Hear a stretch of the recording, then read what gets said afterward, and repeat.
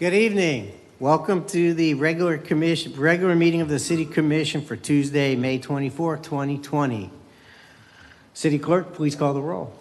Vice Mayor McGurk. Here. Commissioner Hartman. Here. Commissioner Colodi. Present. Commissioner Sachs. And here. And Mayor On is absent. Thank you. Thank you, Kelly. At this time, I'm going to call Police Department Chaplain Laura Berg to give an invocation. Chaplain is going to also recognize the unfortunate school shooting that happened a little while ago. So please stand and remain standing for the Pledge of Allegiance after. And with that, I would ask that we pause to remember those who are maybe having some greater needs due to this tragedy that we're learning about in Texas, and give us this moment to pause and to reflect on the goodness that surrounds us and our place in remembering those who are going through some really tragic times right now and need the prayers and the thoughts of those around the world.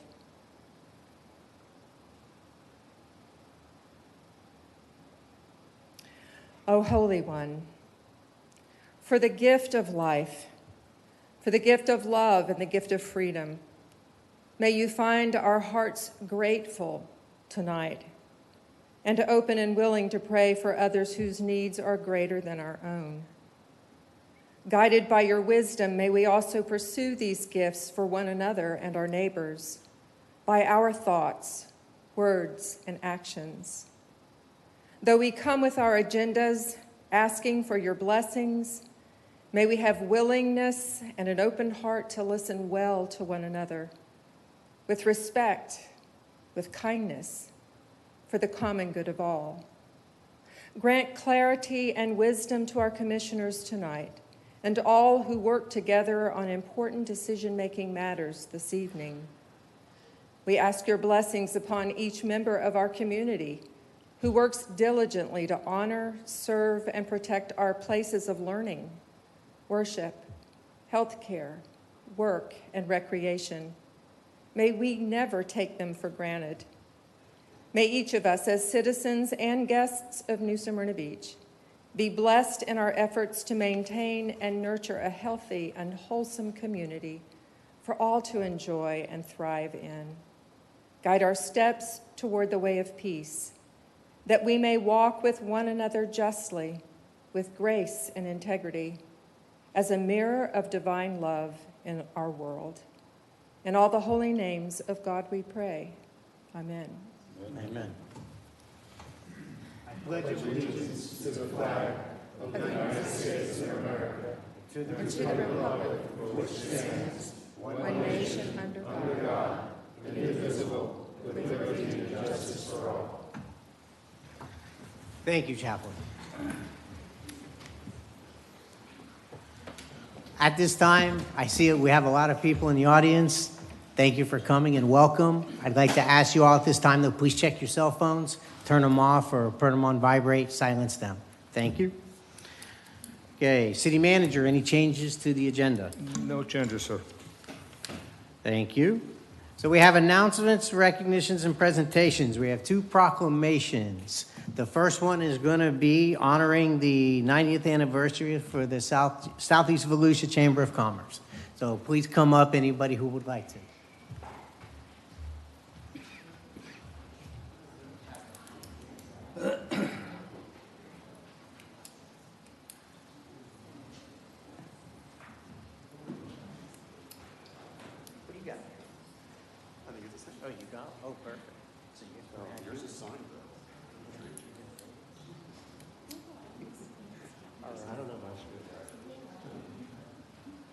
Welcome, everybody.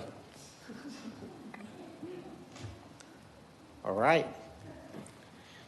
Proclamation honoring 90th anniversary of the Southeast Volusia Chamber of Commerce. Whereas the Southeast Volusia Chamber of Commerce was established in 1926 with over 2,000 members, and whereas in 1932 the Chamber was officially chartered and remains an active group of working professionals who promote the business and economic development of New Smyrna Beach, Edgewater, and Oak Hill to this day.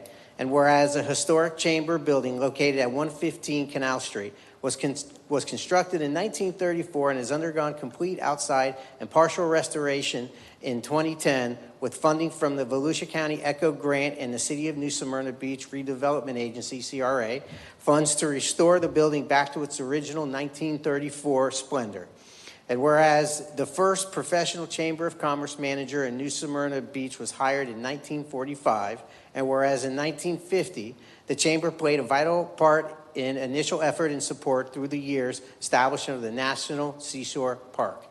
And whereas the Chamber fought to designate the area around Canal Street as a historic district in 1992, and whereas information that the Chamber promotes is available to over 30,000 residents, newcomers, and visitors that contact the Chamber annually. Now, therefore, Russ Owen, Mayor of New Smyrna Beach, do hereby honor the Southeast Volusia Chamber of Commerce on their 90th anniversary.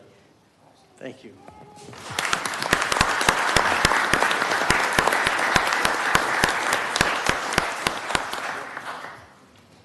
Who's Stephanie, Executive Director? Come on up. Let's get it here in the middle. Get a picture. On me on three. 1, 2, 3. One more. Thank you. And I do want to say, y'all are doing a fantastic job. The Chamber is moving in a great direction, and I couldn't say enough good things about how you guys are handling it, running it, and all the good people who are on the board and contributing their time. Thank you for everything you do.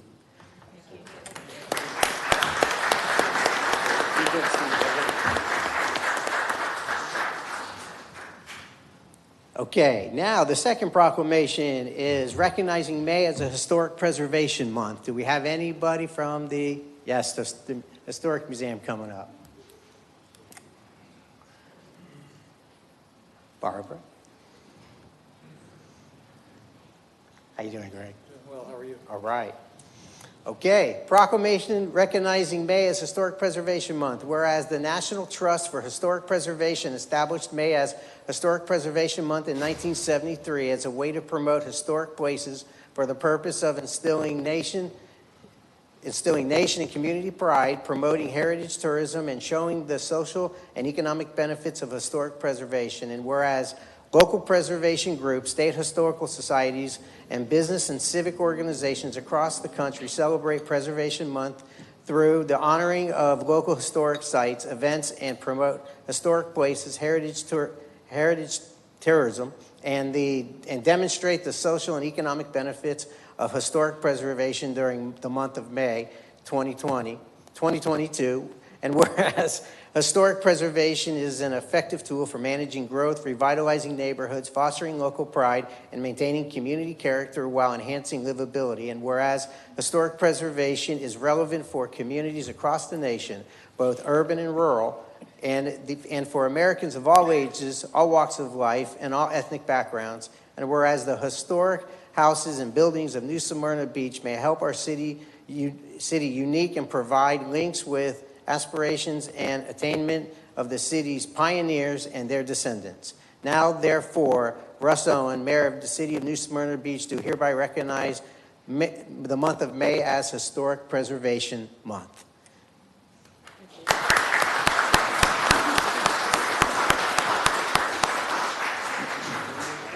Turn it around. There we go. 1, 2, 3. Okay. Thanks, guys. Thank you. Appreciate all you guys do. The museum is a wonderful place.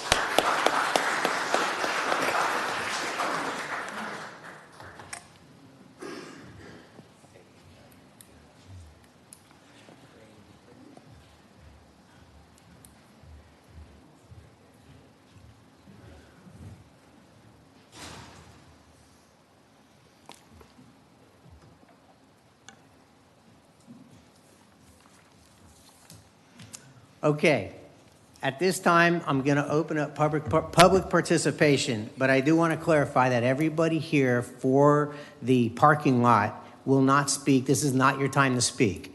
You will speak during the actual item.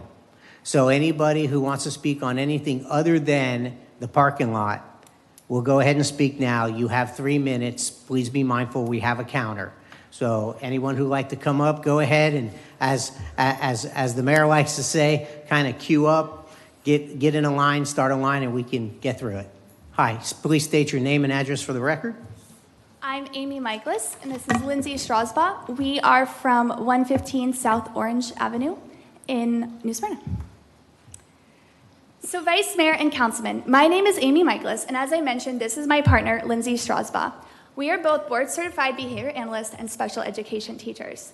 We are New Smyrna Beach High School graduates and have been here for most of our lives. I've actually even moved away for a little bit and realized how much I missed New Smyrna and brought my family back to the area.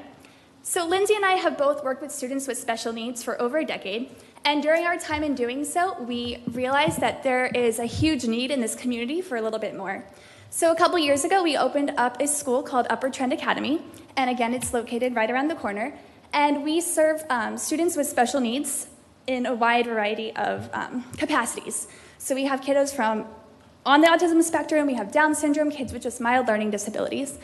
And from there, we have a private school that's for students from K to 12. And we also offer life skills groups, tutoring, and a special, whatever the community needs. So we have been operating off of Orange Street, as Amy mentioned, and we have been able to serve and help many families within our community. However, the need is still there, and we have been actively looking for a space that's a little bit bigger to help service some of those families that are sitting on our wait list. We were lucky enough to find a facility that is right down the road from where we are operating now, and we are hoping that we can move our practice up to that new location. However, it is incorrectly zoned for exactly what we need. So we are here in hopes that we can, so it's zone B3, and we are here in hopes that we can change some of the text in the LDR to seek approval under the B3 zoning. So the city of New Smyrna Beach has been so great with allowing us to provide services to the point we have now, but we are going to need to work a little bit harder to make sure that this facility can provide and be zoned exactly for what we need. We are on your June 28th agenda to vote yes, but we did want to give an opportunity just to introduce who we are, and we have a few families as well that don't want to take up a lot of your time, but just want to share a little bit of a perspective of who we are and the community that we serve.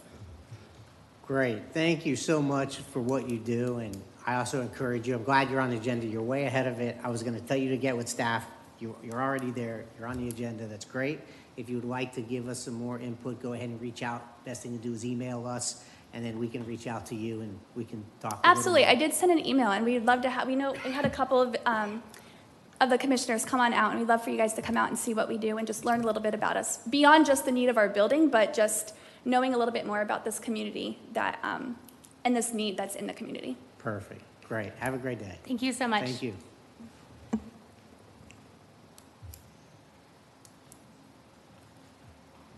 Go.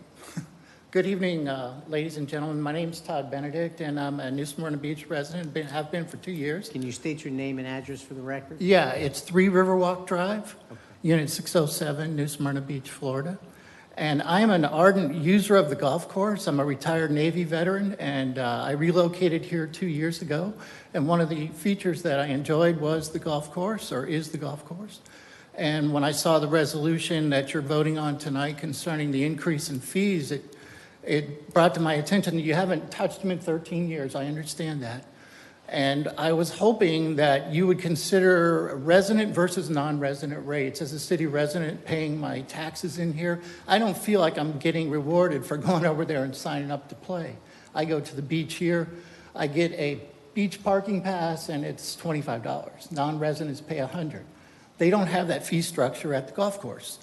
That's number one. Number two, as a military veteran, I would really like you to consider having some kind of a military discount program there. Most of the businesses that I associate with here in New Smyrna Beach do have military discount programs, and I really appreciate that. And having spent 25 years in the Navy, I really appreciate when people recognize that fact. That's what I wanted to talk about. It's a 31% increase. I'm on a fixed income, and that's a pretty immediate hit to my budget. But you look at other fees, and I play there every day. The people from out of state that come in here in the wintertime and play were paying the same as me. And that's not right. Okay? Thank you. That's all I wanted to say about it. Thank you for your comments. Yes. Good evening. How are you? My name is Joshua Martin. I live at 6955 Vintage Lane in Port Orange, but I'm here to speak on behalf of Upper Trent Academy. My daughter's been a student there for 2 years now, and to say it's a place that provides education and therapy, which is what's needed for her. Before Upper Trent Academy, my daughter was barely speaking, maybe reading at a first grade level, barely doing math. Since they've been working with her, she speaks, she does math, adding additions, she can read books.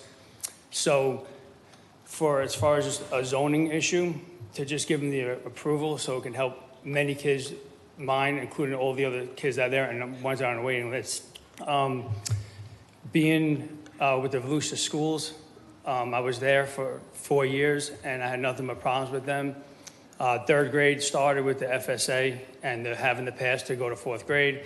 I was promised that they would do a point system, keep track of her, because I know she couldn't pass the test. As they say, she's not a normal functioning student.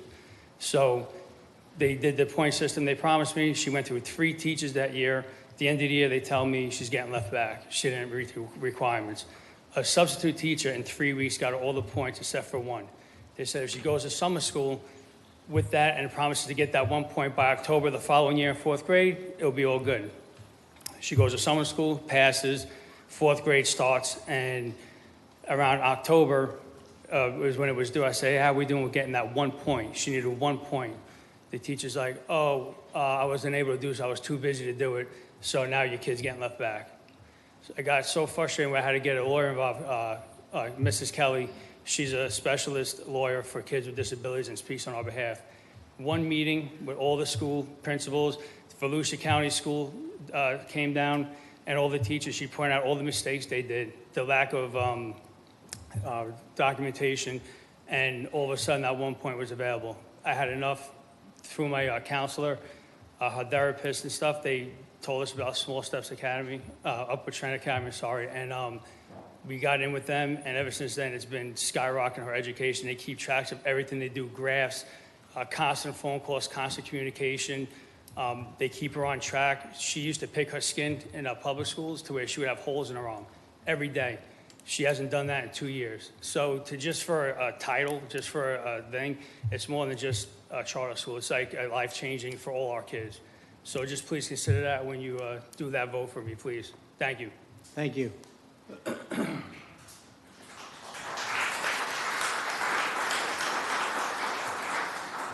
So, Hi, yes. let me interrupt you. I hate to do this, guys. The proper decorum, please don't cheer, don't jeer, and you're gonna call my bluff. If I ask you not to do it, you still do it. It's not like I'm gonna do anything. I'm not gonna kick you out. So you can call my bluff, but when we're speaking to the commission, please keep the clapping, the cheering, or jeering to your mind. Thank you. And I don't blame you for clapping. Great comments. Definitely. Sorry, please go ahead. Hi, my name is Veronica Patterson, and my address is 231 Meadow Lake Drive in Edgewater. I'm here to actually speak on behalf of Upward Trend as well. I'd like the leadership to consider the special needs kids within the community, and that would be with your support of Upward Trend Academy. I am a lifelong resident of New Smyrna, and my daughter is 8th generation. Knowing my own child's needs, I went to every school in Volusia and personally vetted the ESE department and special needs classes. What I found is that these children were not learning, but they were being babysat until the bell rang. They were isolated. Our children do not know what an elective is or a fun hobby because we are too busy in physical, occupational, speech, or behavior therapy, to name a few. What we need within this community is a team effort. All too often, the No Child Left Behind does not apply to disabilities. I've looked into top cities for living for disabilities in specific. In Boston, they have hospitals, therapy, jobs, and assistance for life in case children can't progress to maturity. What we want as parents is for our children to serve the community and not be served in group homes as adults with public assistance or become transients due to their inability to function. We need our kids to truly have the No Child Left Behind support. Us parents at the Academy consist of doctors, engineers, police officers, and managers. I drive sometimes up to 100 miles a day for therapy between work, school, therapy, and back to work because our city doesn't have the services that the Upward Trend Academy has established. Prior to this academy, I stayed in New Smyrna Beach because it's my roots. Again, my daughter is 8th generation. So I've been here my whole life, and I've always been under wonderful leadership. I commend the leadership at the school for opening up the school to establish a place where the parents and the kids therapy and school can take place in one. We can go to one location. So not only did they go the extra mile to do that, but the kid across the county who needs tutoring can go there and get the assistance. So they actually support the public school system. They have training for police officers, EMTs, firemen, as well as life coaching classes throughout the week for adolescents.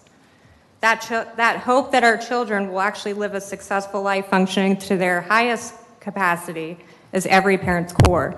But for us special needs parents is that they actually have it because of their capability. And with that, I just ask for your support with the zoning issue that's coming up, and also with all future endeavors. Maybe we can all work together and have that support from all of you. Thank you. Thank you for your comments.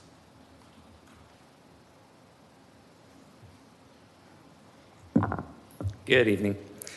My name is Mark Lucenti. I live at 6608 Nasser Lane in Port Orange, and I will be brief because I am also here to support Upward Trend Academy, where my daughter is a student. If I simply had to sum it up, the News Journal famously quoted Volusia County as being a no man's land of disability education. And your support of this school would be an opportunity for New Smyrna Beach to be an example of how to do it right for our local kids. Thank you for your consideration. Thank you.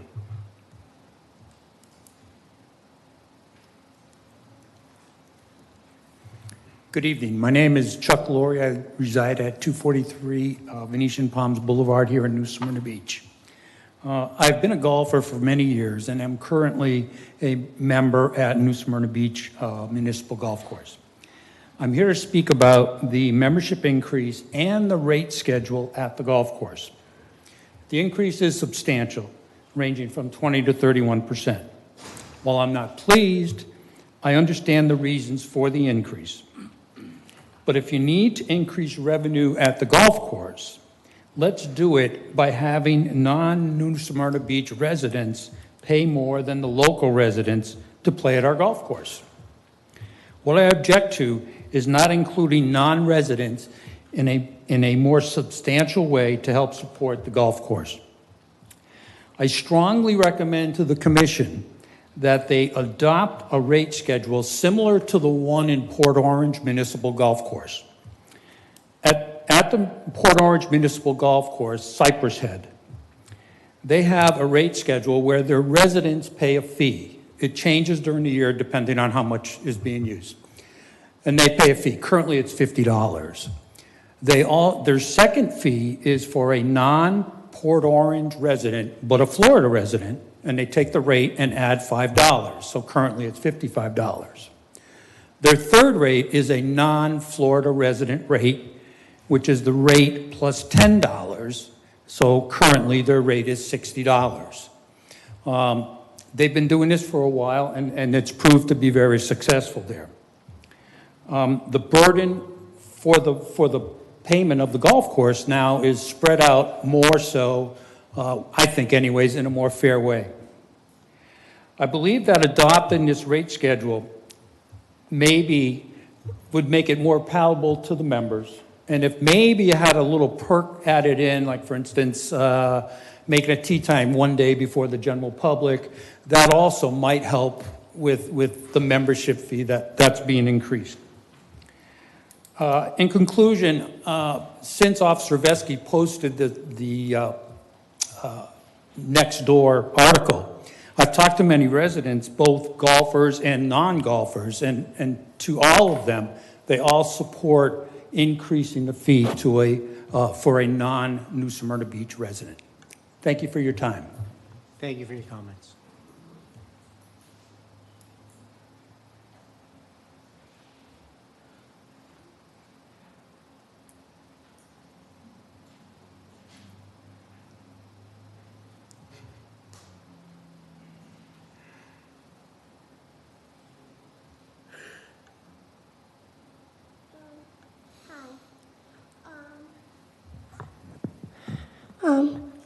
I'm 2 hours eating. My name, my name is Pastor. What school do you go to? What? Your school? My school. Myself. You like it? Yeah, I like it. Is there anything else you want to tell? What? Is there anything else you want to tell them? I studied science and it's a science. Can you tell them your name? I am me. You can tell them your school. Yes, sir. Do you like your school? Yes.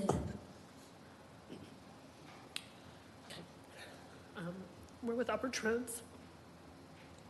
No.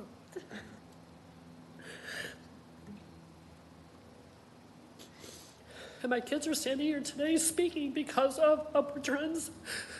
They can participate, they're part of this community. And without that school, they would not be doing the things they are doing today, period. I can give you documentation and all this other things, but I just don't go there. It's simple fact that they can interact because of Upward Trends and that the talented work that these people do.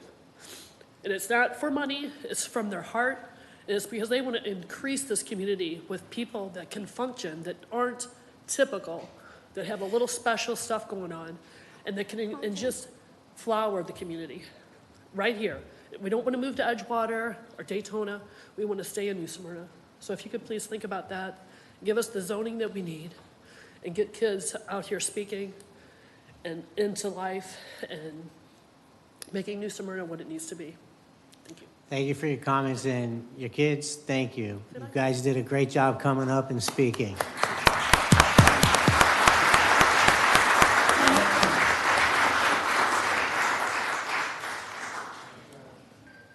Even I clap for that one. Okay, public participation is still open. Is there anyone else?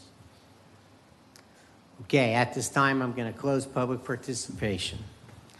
Moving on to consent agenda. Does any member, actually, let me just go down the list here. I'm going to start with Commissioner Colodi. Any items, would you like to remove anything from the item? For any items from the agenda? 6D for comment. Is that E or D? I'm sorry. D is in dog. Okay, D. And I'd like to pull 6K. 6K. Okay, go ahead and comment on 6D. It's a shock to see an increase that's that great at one time. Honestly, we should have been increasing it along the way, but we didn't. So we're playing a little catch-up to try to maintain the funds to properly maintain the course. That's basically it. Okay. You have, and then you have, you wanted to pull 6K. Yes. Okay, actually, we're going to go down. Okay, Commissioner Sacks, would you like to pull any items off consent? Yes, please, Mr. Vice Mayor, 6N November. Okay. Commissioner Hartman? Just a question to staff about 6D. Did we look at the rates for residents only, and was that part of the consideration? I don't think that the staff looked at this point that I'm aware of.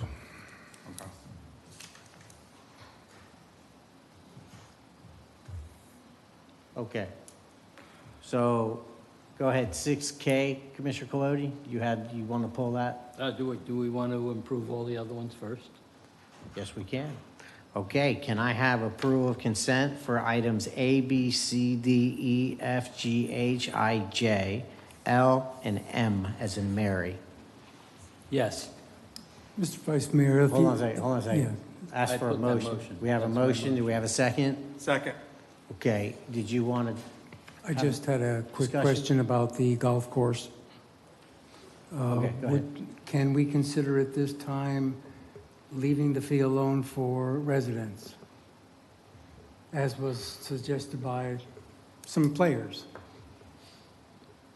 Raise it for non-residents, leave it the same for residents. Well, you can make, you can make that motion, but I'm not sure, any other comment on that item? Yes, our fee's really behind times. And what we should realize is we're only talking about the fees for these long-term cards, members and 50 play cards, so on and so forth. We haven't addressed the daily rates, if that's necessary. So I can support this at this time, but this is not going to be the end of it. We'll be back at this subject. Okay. Commissioner Hartman? Okay. Commissioner Sacks, it looks like there's no support There's no for support. what you proposed. Fair enough. Okay, I'll make- so hold on a second. We're If- on I item did K. make a We motion, have, hold on a so- second, hold on a second. We have a second on item K. So, No, No, I'm sorry. No. There was a, A through M. oh, Commissioner I'm sorry, we didn't get that Cloutier. far. Okay, we have a motion to approve consent agenda, except item K and N. Kelly, please call the roll. correct. Commissioner Hartman, Yes. Vice Mayor McGurk, Yes. Commissioner Sacks, Yes. Commissioner Colodi. Yes. Thank you. Thank you, Kelly. Okay, Commissioner Colodi, item K. Okay, this is for the short piece of Barracuda Boulevard between the North Causeway and the soon-to-be removed and replaced bridge. It would make no sense not to go ahead with this contract. I fully support that. But I find that the fee they're charging is too high. I think we should go back and negotiate it lower. When they say in their justification for that is they have to talk to the business owners to see how we're going to design it. I've never had a project that didn't include that, and it's included in the scope of services. So I would like to see them go back and renegotiate that fee. This fee that you have before you is negotiated. We have seen the fees have gone up from the consulting side and then from the construction side. So this fee is actually negotiated because I questioned the first fee, and the city engineer went back and negotiated this fee. So I appreciate that. I still think it's too high. After designing these projects my entire life, it's too much for me to bear. okay, if the commission wishes, we'll go back. I mean, we did. All right, well, any other commission comment on that?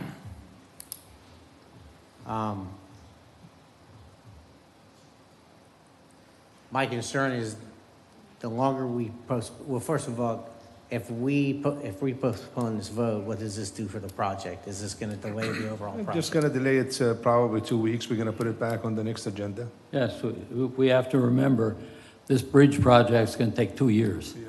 So it's going to fall within that envelope, one way or the other. Commissioner Colodi, do you want to make a motion on that? Yes, I will make a motion to approve the fee, our normal method of doing it in a positive way. Second. Hold on a second. You say that, I mean, speaking to the mic, so you wanted to delay the vote to negotiate again? That is correct. So your motion was? Was to do exactly that. But we've always followed the procedure of putting motions in a positive format. So like in this case, I'm not going to tell you I'm going to vote against it, but I am. But we have a set way of doing business, and I think we should follow through on that. Well, why don't we do this? Why don't we just, how about making a motion to pull it off the agenda, delay it, and put it on the next agenda 2 weeks from now? I can live with that. I'll Okay, make that so motion. go ahead. Go ahead and state the motion that you're going to do. I make a motion to remove this item from the agenda for a 2-week period and have it in the first meeting in June, I think. Thank you. Second? Sure, I'll second. Okay. Kelly, call the roll. Commissioner Hartman, Yes. Vice Mayor McGurk, Yes. Commissioner Sacks, Yes. Commissioner Colodi. Yes. Thank you. Okay, item K is delayed until the next city commission meeting, the first meeting in June. Okay, Commissioner Sacks, item N. Thank you, Mr. Vice Mayor. As many people know, I'm very adverse and oppose the bike and bar event. It is not sanctioned by the city. It's kind of a free-for-all. It's something we cannot stop. I hope that we can provide enforcement and the proper amount of police and monitors for this event. I do appreciate the fact that Beachside Tavern came forward for an application for the special event when I did not see applications for special events from any other bars in town. So I do appreciate that. If anybody from Beachside is here or they're listening, I just want you to know that if you had an event on your own and was not affiliated with the Bike and Bar, I would have approved. But Bike and Bar, in our experience, living on the Barrier Island, is a melee. It is terribly dangerous. We've had a few accidents before. Thankfully, I don't think anything major, but I cannot see getting on a vehicle, basically a bicycle is a vehicle, and you've just had a few, and you're going to the next spot for more. Being that Beachside Tavern would provide liquor and then allow people to get back on their bikes, just to me is a bad image for the city, and it's very dangerous for people that are in the event. So I cannot support that. I'll oppose 6N. So I guess we have to take that for a vote. Okay, any other further comment? City manager, went through the special events committee and followed all the procedures? It did, but again, I think the police chief has some concerns about the parking. Right now, they have parking at the Little Theater and then also parking across the street. But I think the expectation for quite a few people to attend this. So that's the concern, is about the safety and parking. But the special event committee, they approved it. Okay. Someone like to make a motion on this item? Motion to approve 6N. Second. Kelly, call the roll. Vice Mayor McGurk? Yes. Commissioner Sacks? No. Commissioner Colodi? Yes. Commissioner Hartman? Yes. Thank you. Thank you, Kelly. 6N passes. Moving on to administrative items and new business. Item 7A, discussion regarding the direction city wishes to explore on various code enforcement liens, including establishing caps, amending the lien amnesty form and process, and amending the code enforcement's name. Shay. Good evening. Good evening. So I'm here after we had a workshop on December 12th where we discussed different code enforcement issues. Before you staff is really looking for some direction on 3 items and then a motion on 1. The first item, I'm going to go one by one. We're going to talk about the lien amnesty cap resolution that's before you. Staff's just looking for some direction as to whether commission goal is to or direction is to put caps in place for some of those daily running fines that are ongoing at different properties. These are fines that are issued by code board or special magistrate. They can go on for years and it add up to hundreds of thousands of dollars. We're looking at this resolution that would cap it. It bases on single family dwelling occupied, single family dwelling not occupied, commercial, and then it goes on from there. There's a draft resolution before you to consider as to whether that's something commission desires to move forward on, and if so, if the price that is suggested something that you guys are comfortable with. So that's the first item that staff would like some direction on. Okay. Thank you. Commission comments on the lien caps? Yeah, I thank you for all the work that you put into this. I know it was an item a few months back, and I certainly do appreciate that. I'm in favor of this. I support it wholeheartedly. A lot of these times we see these liens in excess of 6 figures, and we know they're not going to pay, and it just comes in. They end up coming for lien amnesty at some point in time. So I would support this going forward. Commissioner Sacks? I'm fine, I'm good, thank you. Okay. Commissioner Colodi, any comments? No comments. Okay, I certainly support going forward. Okay, so we'll bring that back at a future agenda. Moving on, one of the things that was discussed in December was lien amnesty. The lien amnesty form that was currently being used Two things that would change on this lien amnesty form is one, allowing the violator to come and ask for lien amnesty, allowing that gateway in to ask for permission for possible consideration to reduce their liens. The other thing that we would ask for some direction on is whether the commission would like to pass this on to the special magistrate to consider the lien amnesties instead of the commission. If that is the direction, we would bring back a resolution regarding that, knowing that the special magistrate hears most of these cases, are pretty familiar with the violators. That being said, they do only meet typically once a month, as opposed to you all meeting twice. Okay. So we have the lien amnesty moving to the magistrate. One quick question. If we approve that for the special magistrate, or does that then exclude the commission from giving a lien amnesty? Yes, it would take it out of the commission's hands and Okay, move it to so- the special magistrate. Okay, so it's not, okay, thank you for that clarification. Comments? On that item, is there an appeal process from the special So it's not something that we had contemplated, but I would imagine we could add an appeal process that if they are not comfortable with what the lien magistrate says, we would come before commission, I would imagine. Because I thought they went to the court on some of these liens. Don't they? Now, once the lien has been established, they've missed their window to appeal any finding of Okay. compliance or non-compliance. Okay. And the only other thing I had is, I like in part of this where you put 15 business days, but then you put 15 calendar days. So just so that we're consistent the way that we do this, is all I'm more concerned about. Yes, so we can update the form to say business at the bottom there. Commissioner Sachs? I just want to thank you and staff for taking on this job. It takes away the ambiguity and the difficulty in setting these fines. I found it difficult to set these very high, lofty fines as well as determine how much to give off. I think there are circumstances where we can lower them. It's not been my history to lower them, so it takes away that onus to somebody more professional and closer to the offense. So I appreciate that. No comment. Clarification. So the question that Commissioner Hartman asked, can we create an appeal process to the commission? I would That was- imagine that that would be possible, yes.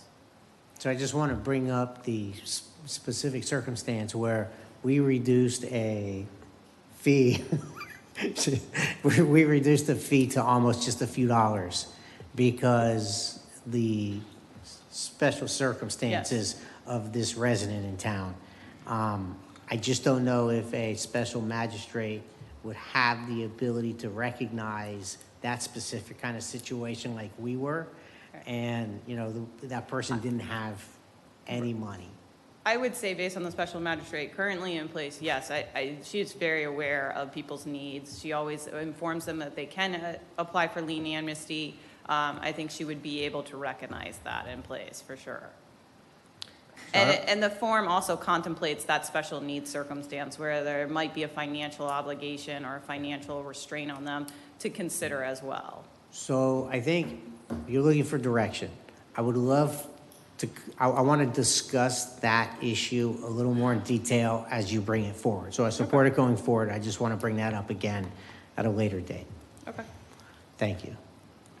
The third item, I would be seeking a motion on this. This is a new item or new process that we would put in place, the staff would put in place. It involves the liens that occur on properties due to a similar owner. So the most common one you probably see is Tarpon, that we know owned a lot of property in New Smyrna Beach, but also owned a lot of property in Volusia County. People buy property, let's say in Ormond Beach, they now have a lien attached to it because of New Smyrna Beach Tarpon properties. What this process would do is give them a one-time fee of $1,000. They would pay it and a partial satisfaction would occur. This is only for properties located outside of New Smyrna Beach. They would have a $100 application fee, then a $1,000 lien amnesty application for any property outside of that. And then we would do a partial release of lien. It would not release the lien within New Smyrna Beach, but it would help pay down the debt on that property. This would be completely staff-driven at that point in time. It would go to Barba and code enforcement. She would review it. If it's approved, she would let them know, and then she would accept the $1,000 payment fee. Any questions or comments by the commission? So it's $100 plus 1,000. Right, so it's $1,100, yes. Okay, seeing no opposition to it, I will say that I think we have unanimous support to move forward with the issue. So I make motion to approve the You want agenda to- item. You want a motion on this one? Yes, please. Okay. Is there a second on the motion? Second. Kelly, call the roll, please. Commissioner Colodi, Yes. Commissioner Hartman, Yes. Vice Mayor McGurk, Yes. Commissioner Sacks. Yes. Thank you. Thank you. And the last topic for discussion that we would bring back in resolution would be changing code enforcement to code compliance.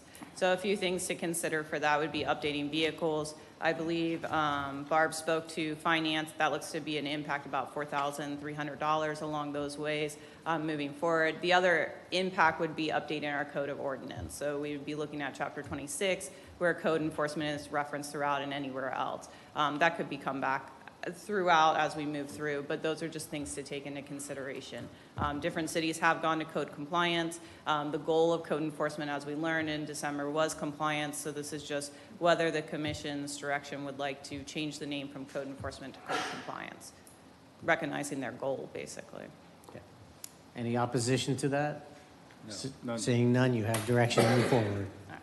I thank you all for your time. Thank you for your time and all the work you're putting into this.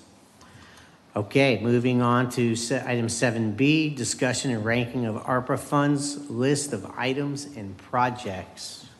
City Manager. Thank you, Vice Mayor. On April the 20th, I have presented the list of items and projects concerning the ARPA fund. At the time, I have asked the Commission to see if they could rank the items. It was given back to you on May the 10th. However, we didn't have a complete list of ranking, but the list before you tonight, what you have on the screen, it shows the five of you ranking the items. And then what I did is I took the average weights for each one. So the least amount of average weight, that would actually make it higher on the priority list. So there, if you look at the yellow line on the far left, that actually it shows the overall ranking on these items. Keep in mind that the city is supposed to be receiving almost close to $14 million. We have received 50% of it, which is just over $6 million. That money has to be spent and earmarked by December 31st of 2024 and has to be spent by December 31st of 2026. I mentioned during the workshop and also on May the 10th that the first $10 million, there is no restrictions on it. Which means, if you recall, early on when they issued the ARPA fund, there were so much restrictions on how you spend it. So the first $10 million, there's no restrictions, but the rest of it, which is it's about $4 million, that has some restrictions and it has some reporting on it. They'll be reporting on all of it, but there will be a strict restrictions on the $4 million. So what I'm looking from the Commission tonight, a clear direction and a final approval on this list so we could move forwards on trying to accomplish of some of these items.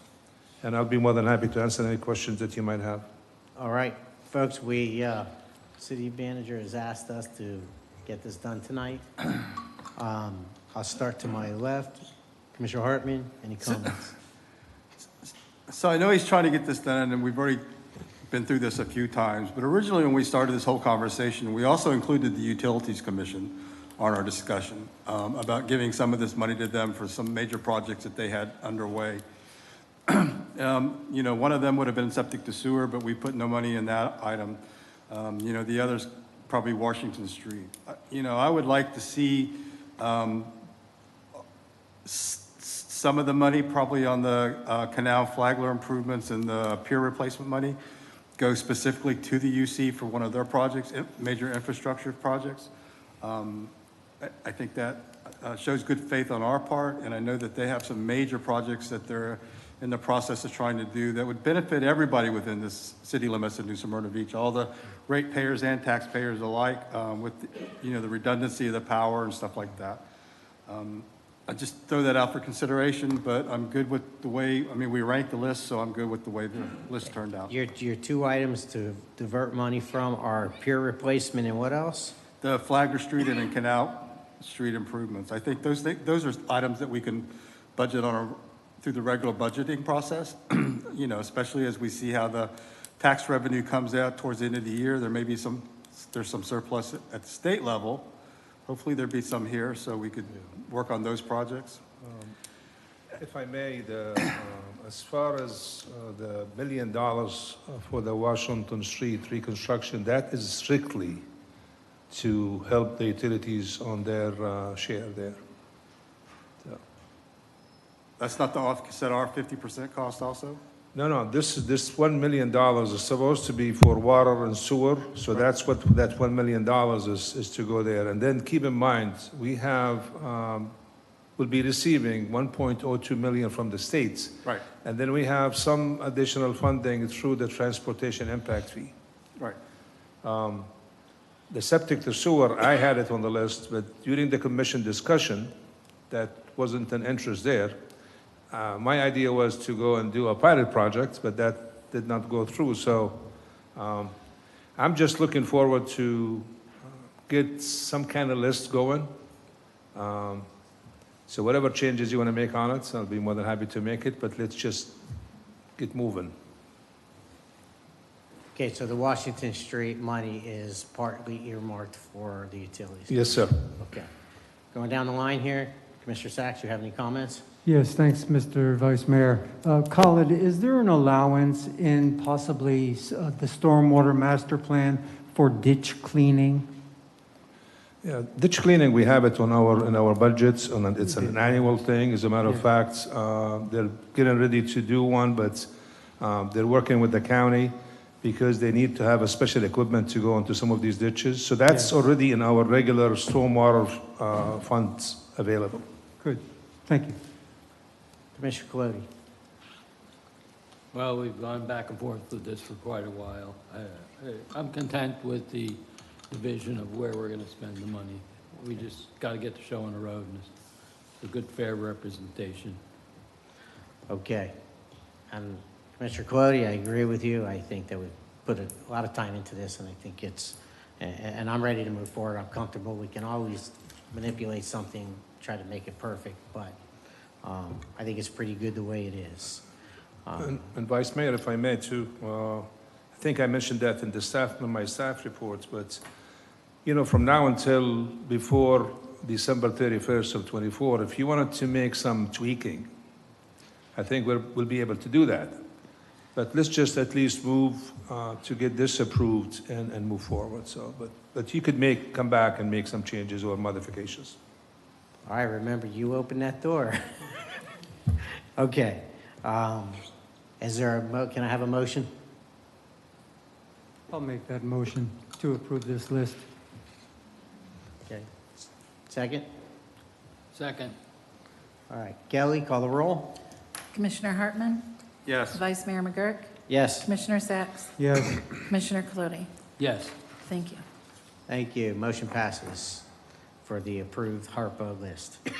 Okay, item 7C, consider the approval of an agreement between the City of New Smyrna Beach and Utilities Commission regarding the Washington Street construction project cost sharing. City Manager.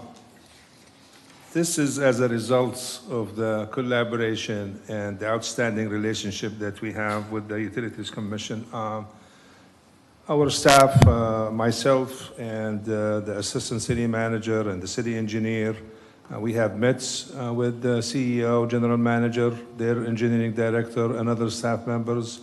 We have worked out the details in terms of the construction and even as the construction manager.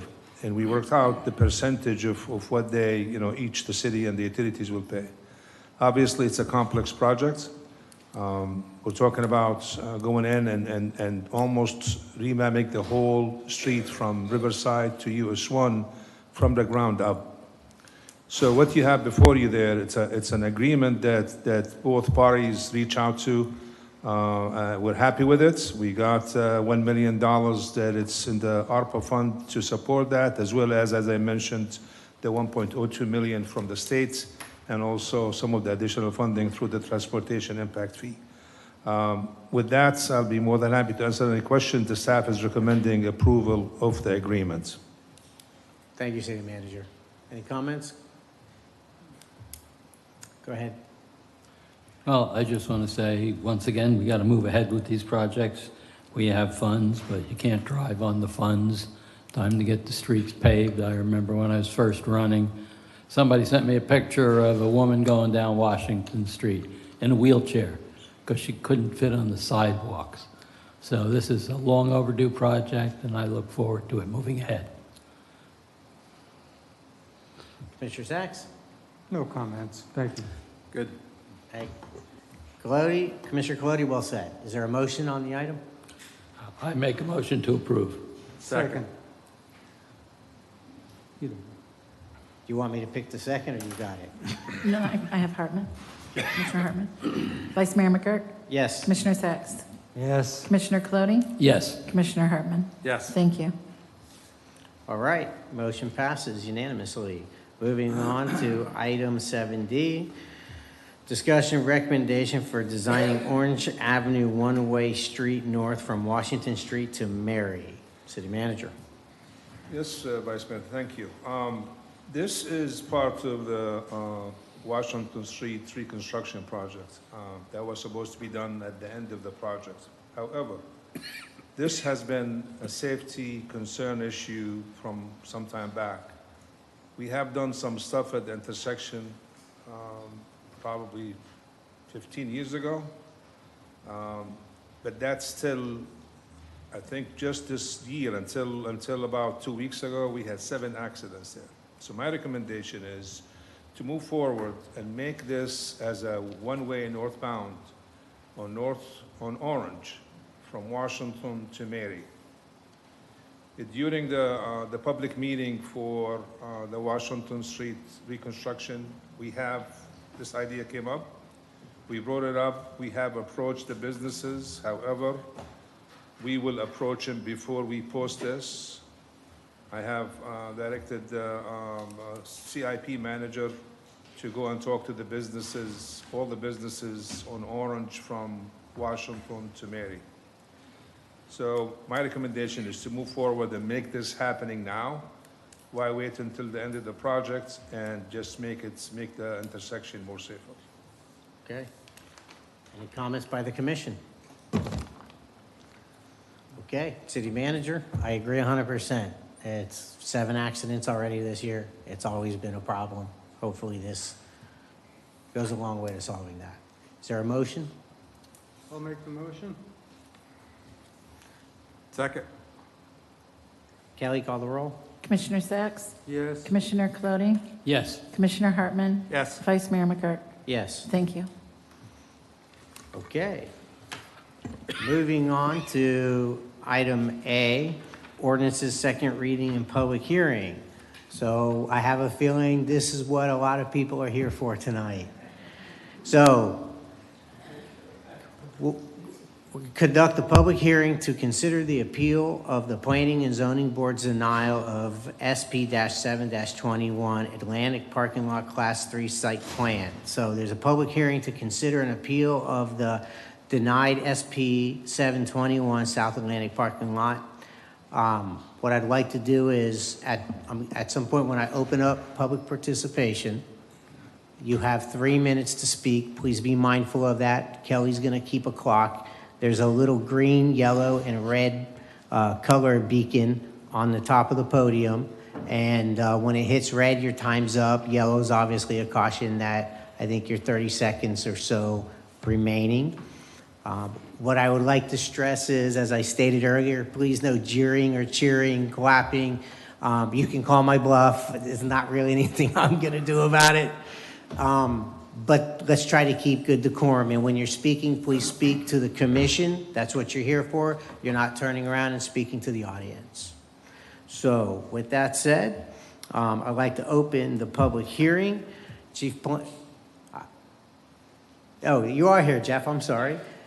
Chief Planner Jeff Gove is going to go ahead and give us the report on this. Thank you. Please.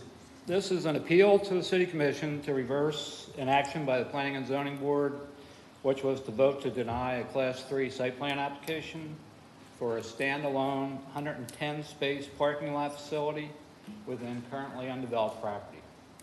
At their March 7th, 2002 meeting, the board voted 1-5 on a motion to approve the site plan, which resulted in a vote of denial. Minutes of that previous meeting were attached to your staff report as Exhibit D. The applicant and owner then requested appeal of this vote to the City Commission in accordance with the land development regulations and within the 30-day period for doing so. The applicant and owner also then submitted 2 attachments to your staff report, Exhibit E and F. The site plan is for existing 1.43 acre total area within parcels C and D that are out parcels of the Ocean Village Shopping Center. These 2 adjoining parcels are zoned B2 Neighborhood Business Commercial or Business District and located on the northwest corner of A1A, also South Atlantic and Matthews Avenue. Exhibits are provided in your staff report showing that location along with the proposed site plan. The proposed parking lot facility is among those listed as a permitted use in the B2 Neighborhood Business District and is part of the total 8.7 acre Ocean Village Square plat recorded in 1996.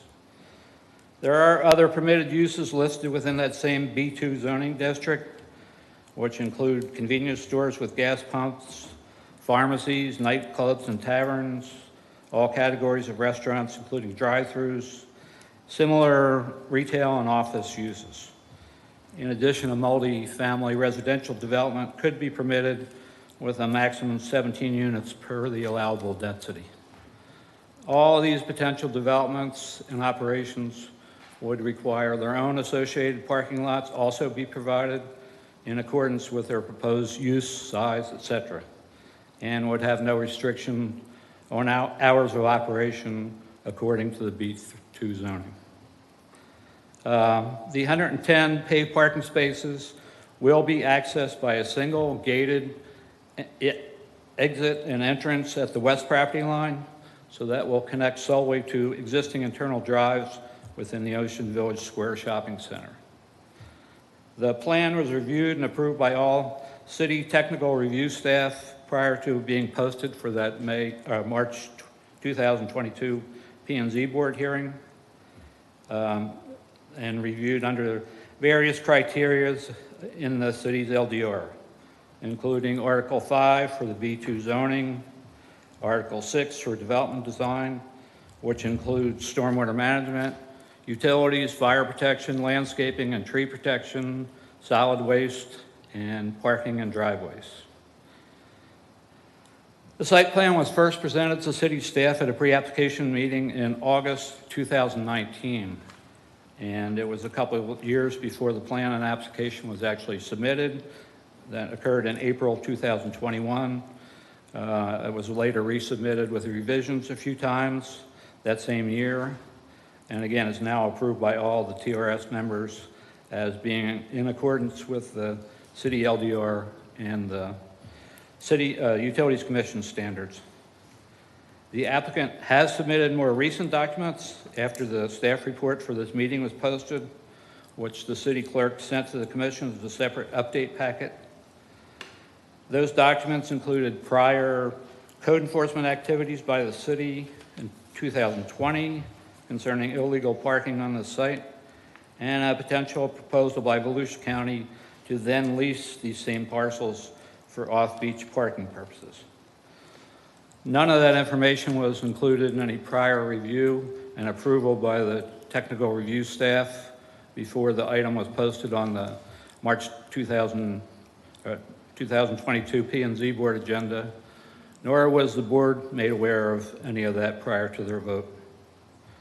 That would not affect the prior technical review staff action of approval because none of those items or documents affected the site plan in any way.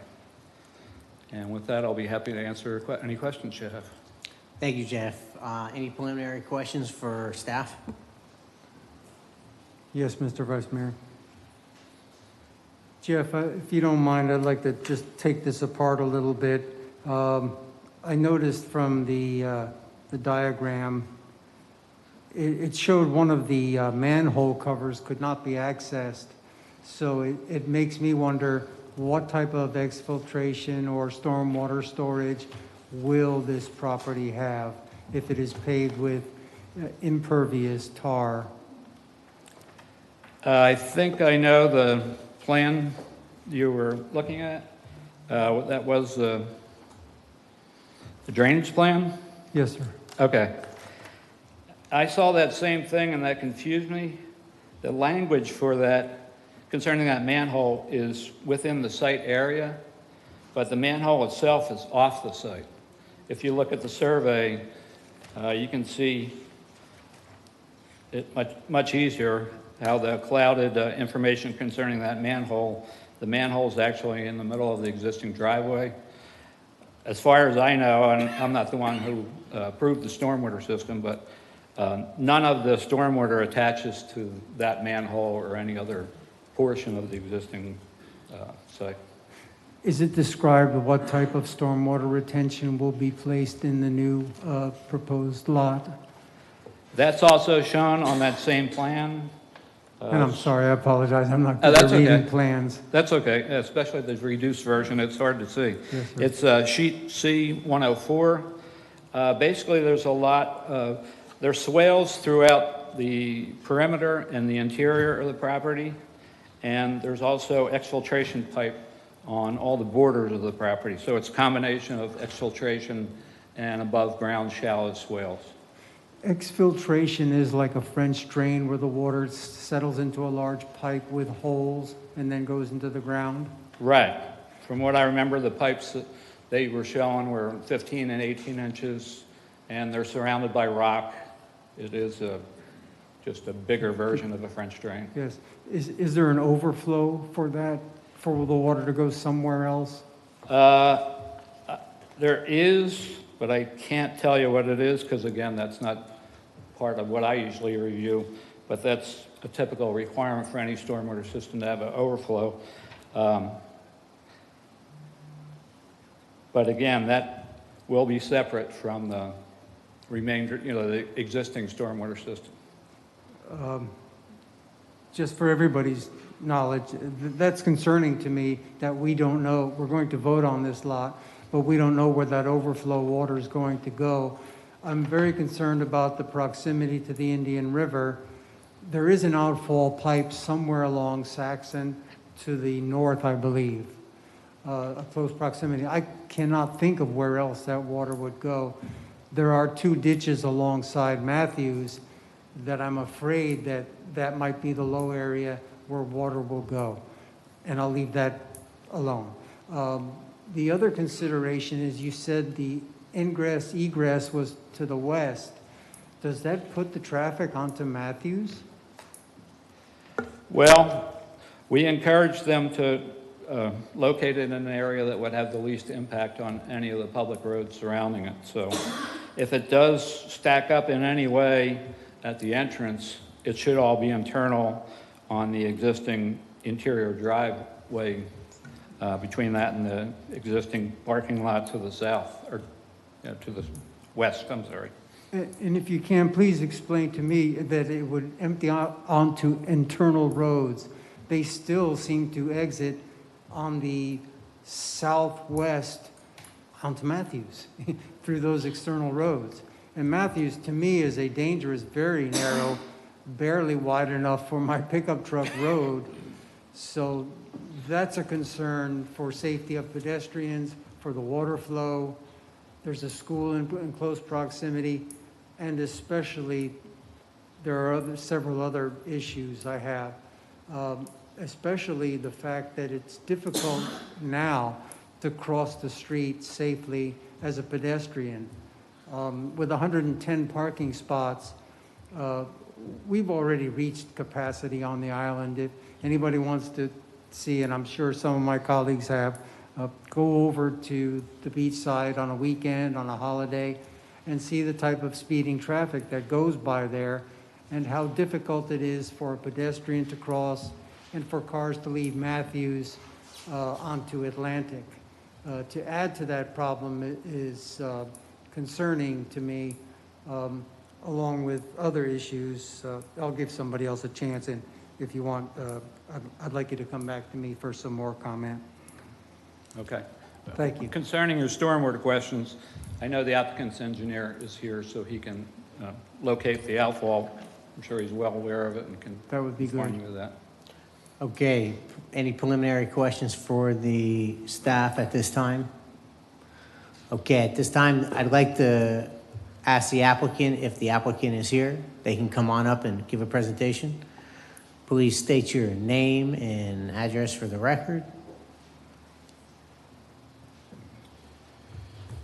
Good evening. My name is Dave Glunt. I'm with Spruce Creek Civil Engineering. The address is 1982 State Road 44, Suite 360, New Smyrna Beach. Good evening. And I just wanted to introduce the owner, Jake Geiserman. He's with Southeast Properties. And, you know, I just wanted to kind of recap some of the things that Jeff said. The proposed project is 110 space parking lot. We're in the B2 zoning. The zoning is an appropriate use. We're required to go to the P&Z board for any project that has over 50 spaces. So because it's 110 spaces, we're required to go and get P&Z approval. So as Jeff indicated in your packet that you received, you had some code enforcement documentation on some past illegal parking on the property. There's been a history of that, and the owner can speak more to that if you would like. Volusia County also approached the owners to see about purchasing the property or leasing the property so that they could build a parking facility as well. So obviously we went to P&Z and we were denied. And I believe the major concerns were safety and traffic. And they were concerns, but there wasn't really competent substantial evidence to support any claim that there was a traffic problem or a traffic problem would be generated by this use as opposed to any of the other uses that are allowable in the B2 zoning. The other item was safety. And I have a short presentation that I can put up if you'd like.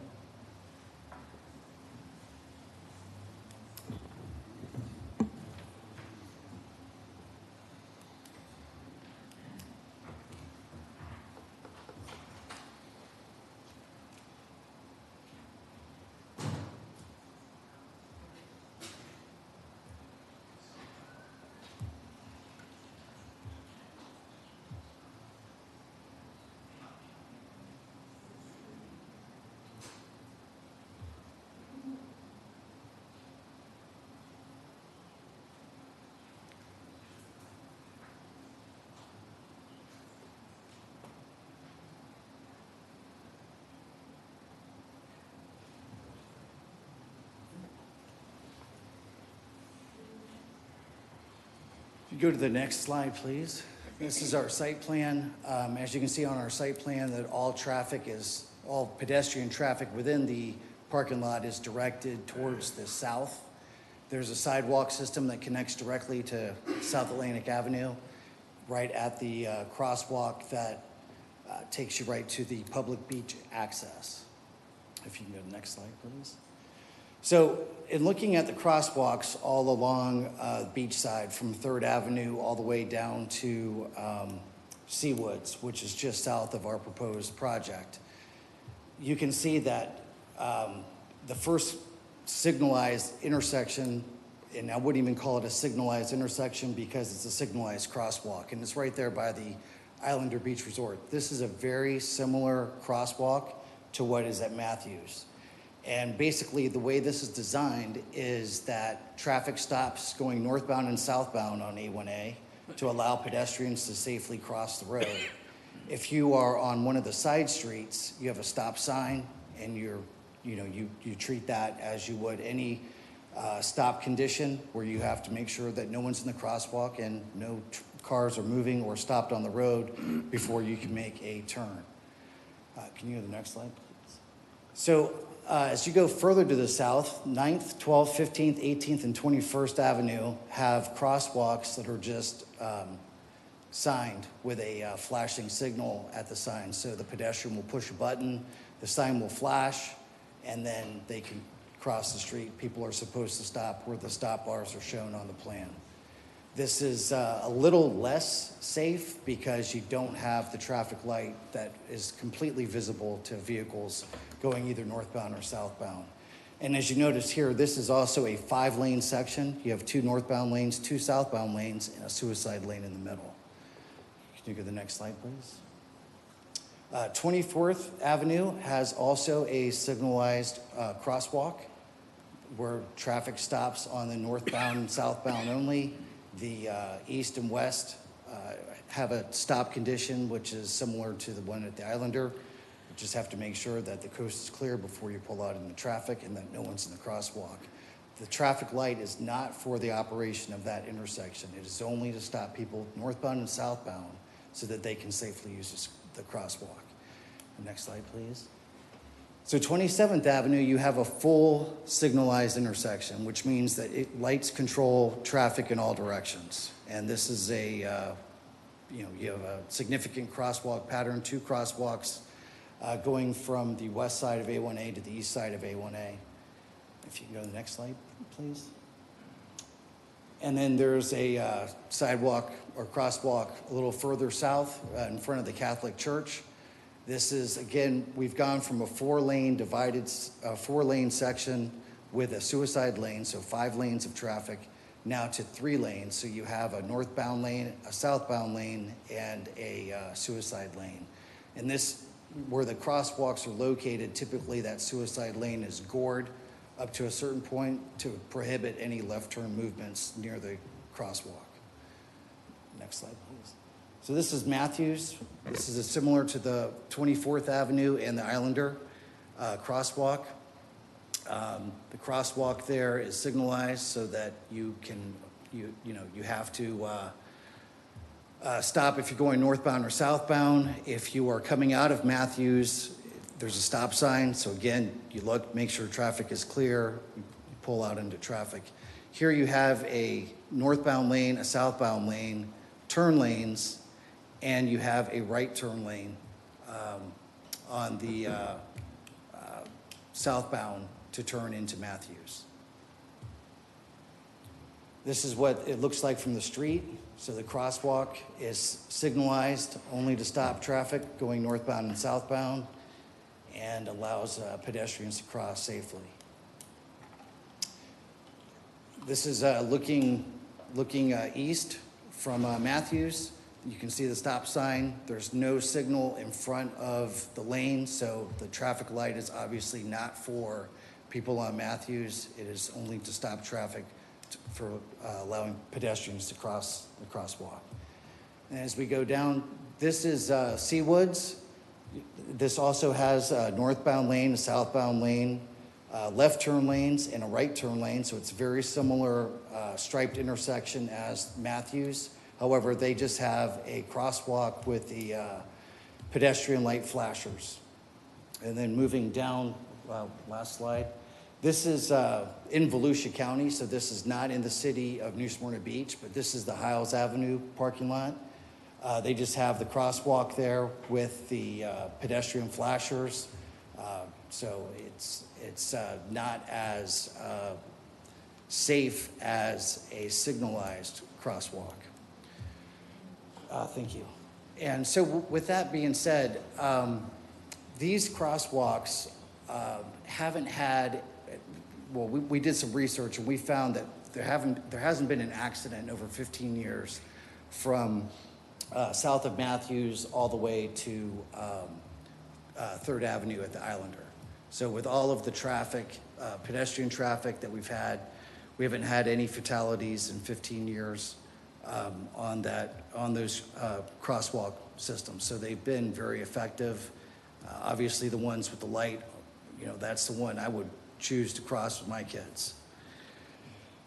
So, and going back to the project itself, the B2 allowable uses that actually generate traffic, Jeff had alluded to, convenience store with gas pumps, that's going to generate a lot more traffic than a parking lot. With any use that you have in a project, if it's a destination, you're generating traffic. Parking lots are more of a trip capture type scenario where you have trips that are already coming to New Smyrna, people that are already going to use the beach. And this parking lot facility is just one more place that they can park. There are several places that they can park in New Smyrna Beach to use the beach. It is a public beach, and there are a lot of people that visit our town. So the goal of this project is to capture those trips that are already coming to the beach or coming to visit relatives that are in the condos and have a place to park. Typically with a paid parking lot, you're going to be catering to customers that basically have a stronger sense of urgency and care for their vehicle, for the area. They're not the kind of guys that are going to leave the McDonald's bag on the side of the road when they're all done at the beach and taken off. Currently, you have an issue with parking on public roads. Public roads, Matthews gets a lot of cars that park on the side of the road. I've seen cars parked on the side of A1A. So there's a lot of different places that people have been illegally parking in this specific area. Let's see. So basically with this project, we would appreciate some time at the end to have a short rebuttal to public comment, if that's okay. Yes, you're going to be able to have some comments after public comment if you wish. Okay. You're entitled to that. Well, I would like to thank you very much. And Jay, do you have anything you want to say? Not really, I just introduce myself. My name is Jay Geiserman. I reside at 1851 Southeast 4th Street, Deerfield Beach, Florida. My family has owned Ocean Village Square since 2003. We've done a lot to bring tenants in there and keep the center up. We keep it in good shape. We just know that parking is something that's needed in the city, and we're just trying to facilitate that in a nice new facility, nice parking lot. That's it. All right. Thank you. Okay. Mr. Vice Mayor, I have extra comments and possibly some questions, so do you want me to wait till after? Well, here's what we can do. Residents? You can ask, we can bring back up the applicants if you want to ask them questions, or we can prefer to open up public comment. That's fine. Let's hear what the public has to say. I agree. And then we're going to go through this whole process again with That works. the applicant and the commission. So Got if you're agreeable to that, that's the way I'd like to Certainly. process that. Okay. So, ladies and gentlemen, the time is here. I'm going to open up public comment on the item. Please go ahead and kind of queue up here a line for those who are going to speak. Please remember your name and address, and 3 minutes is your total. And please try to keep the cheering, jeering to a minimal or none at all. Thank you. Please come up, ma'am. Good evening. My name is Kathy Palmieri. I live full-time at 4201 South Atlantic in New Smyrna at Hacienda del Sol 1. Hacienda del Sol 1 is the one with the blue roof that sits right at the traffic light that the developer mentioned. Right now, we have public access, currently about 25 parking spots that the county, I believe, owns. And the topic of tonight is the 110 additional parking spots that are going to be directly across the street at the Dollar General Market. We as owners have taken many steps over several years to protect our property and the safety of our residents. We've had to, over the years, as more and more people come to our beach, we've had to put security cameras up. We've had to put additional gates up. We've had to add locks to the gates. We have windscreens up. We've added more security other than just on the holiday weekends. Every year, we've had more and more incidents with beachgoers. We are right there at Matthews, where Matthews drives in toward the ocean. And they come in, they use our pool, they use our stairwells as restrooms because they're looking for public restrooms, and we don't have that. And just this past weekend, we had someone, don't know who, on the main stairwell on the first floor defecate due to us not having any public facility. So we have to guard our parking spots. So with this said, we have 25 parking spots here. I can't imagine the impact that this 110 spots with 400 people, 4 per car, is going to make to all of us. Our welfare of our residents is a huge concern, and we're asking that it be a concern for you. The intersection is, I don't know if there's been any study for safety concern. Who's going to pay for the improvements that are needed? We feel the current intersection cannot provide adequate safety for the hundreds of people that are going to cross the street with their families. What's the plan to address the health and the sanitation issues we already have? Please don't approve this project without holding the developer accountable to provide the correct support. If they are a business, they should have to provide necessary things like restrooms, trash facilities, security for their customers. Is the city or the county prepared for all the additional costs for the law enforcement and the emergency vehicles? All right, Kathy, I hate to interrupt you. Thank you. Your time's up. Thank you. Thank you. A little late, but Hi, my name is Steve Manzetti. I live at 4175 South Atlantic. To bring a part of that plan about the parking space there, you're going to have 2 exits coming out. You're going to have coming off of Matthews, as the traffic starts to back up and people leave. If you think 110 cars are going to go in order, they're going to start looking in all directions where they can go out. They're going to come across the highway. They're going to use Matthews as another exit, which is a narrow street. And so now you're going to have people trying to cross the street while cars are coming in 2 different directions to exit that parking lot. Not to mention the flow of traffic coming from the other end. So it's not going to be an orderly move, although on paper it looks really good. But what's going to be, you're going to have 2 streets exiting and stuff like that, cars going in, and people trying to cross that street, which that light is very difficult. You know, I know it's a crosswalk, but it's not designed as a full light to be, you know, green or red, where so many cars can make a left turn heading north. And the second issue is the county or the city has 2 parking areas, north and south.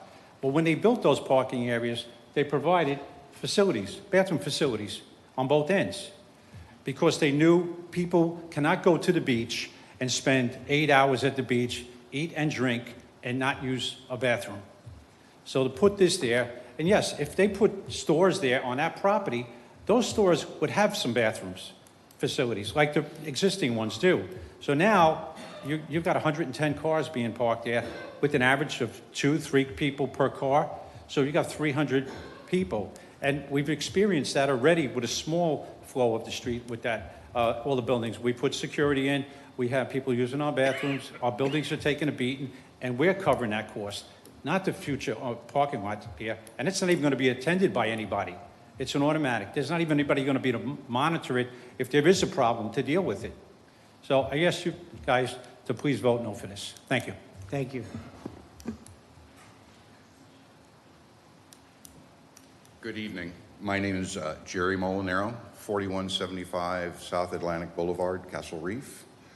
I've retired from being a physical security person. I've worked with a lot of cities, in a lot of police chiefs, and I never thought in my retirement I would be sitting in front of the council again. So excuse me. I would like to just talk about people.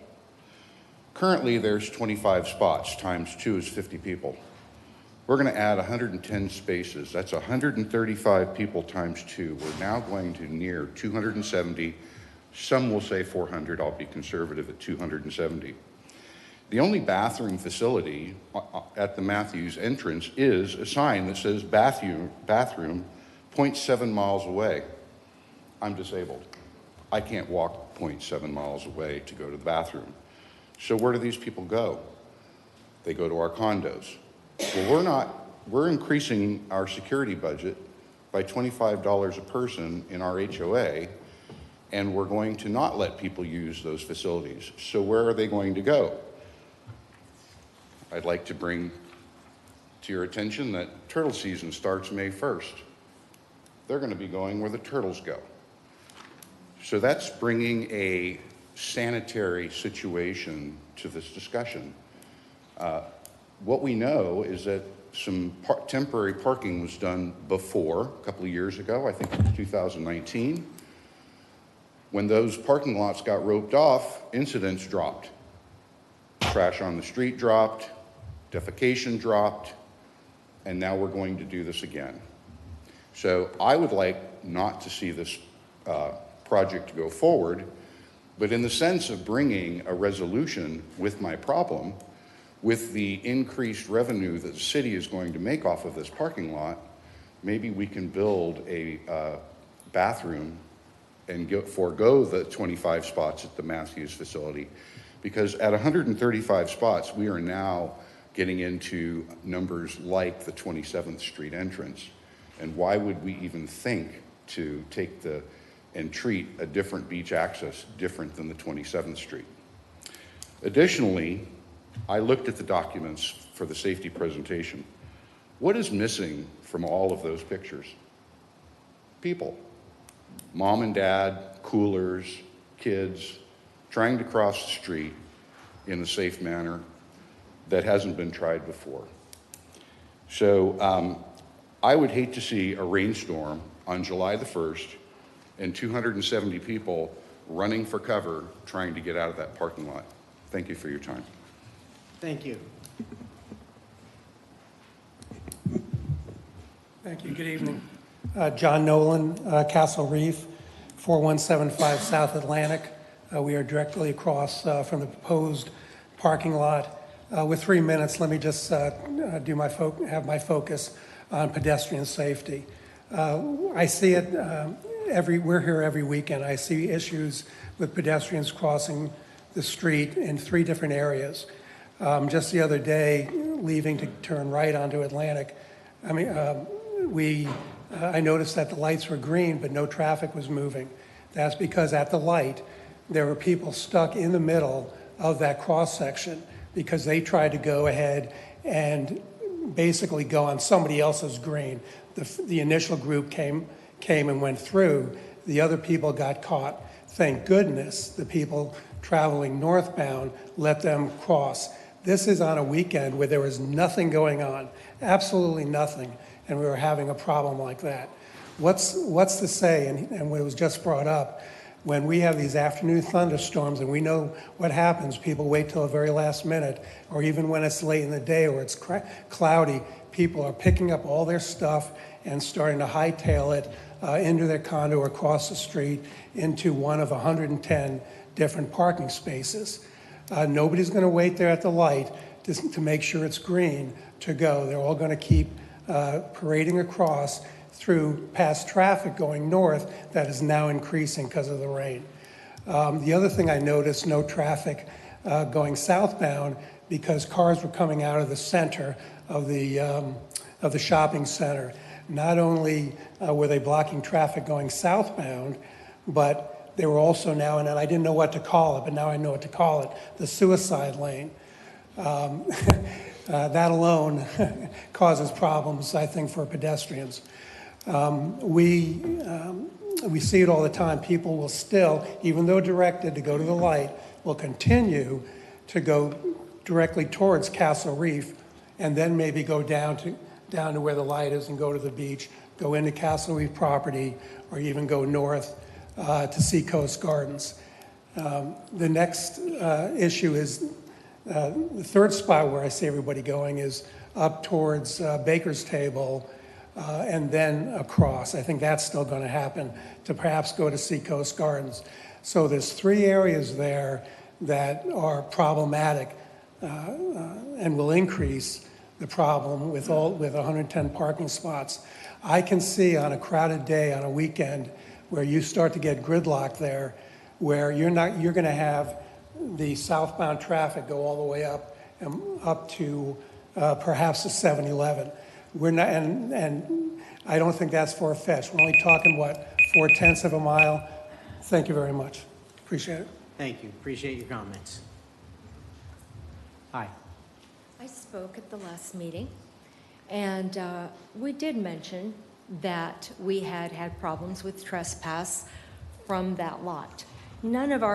Nobody's parked in that grassy area for at least 2 years because it's been cordoned off. It has a wire or a rope or something around it. Can you please state your name for the record? I'm sorry, pardon me.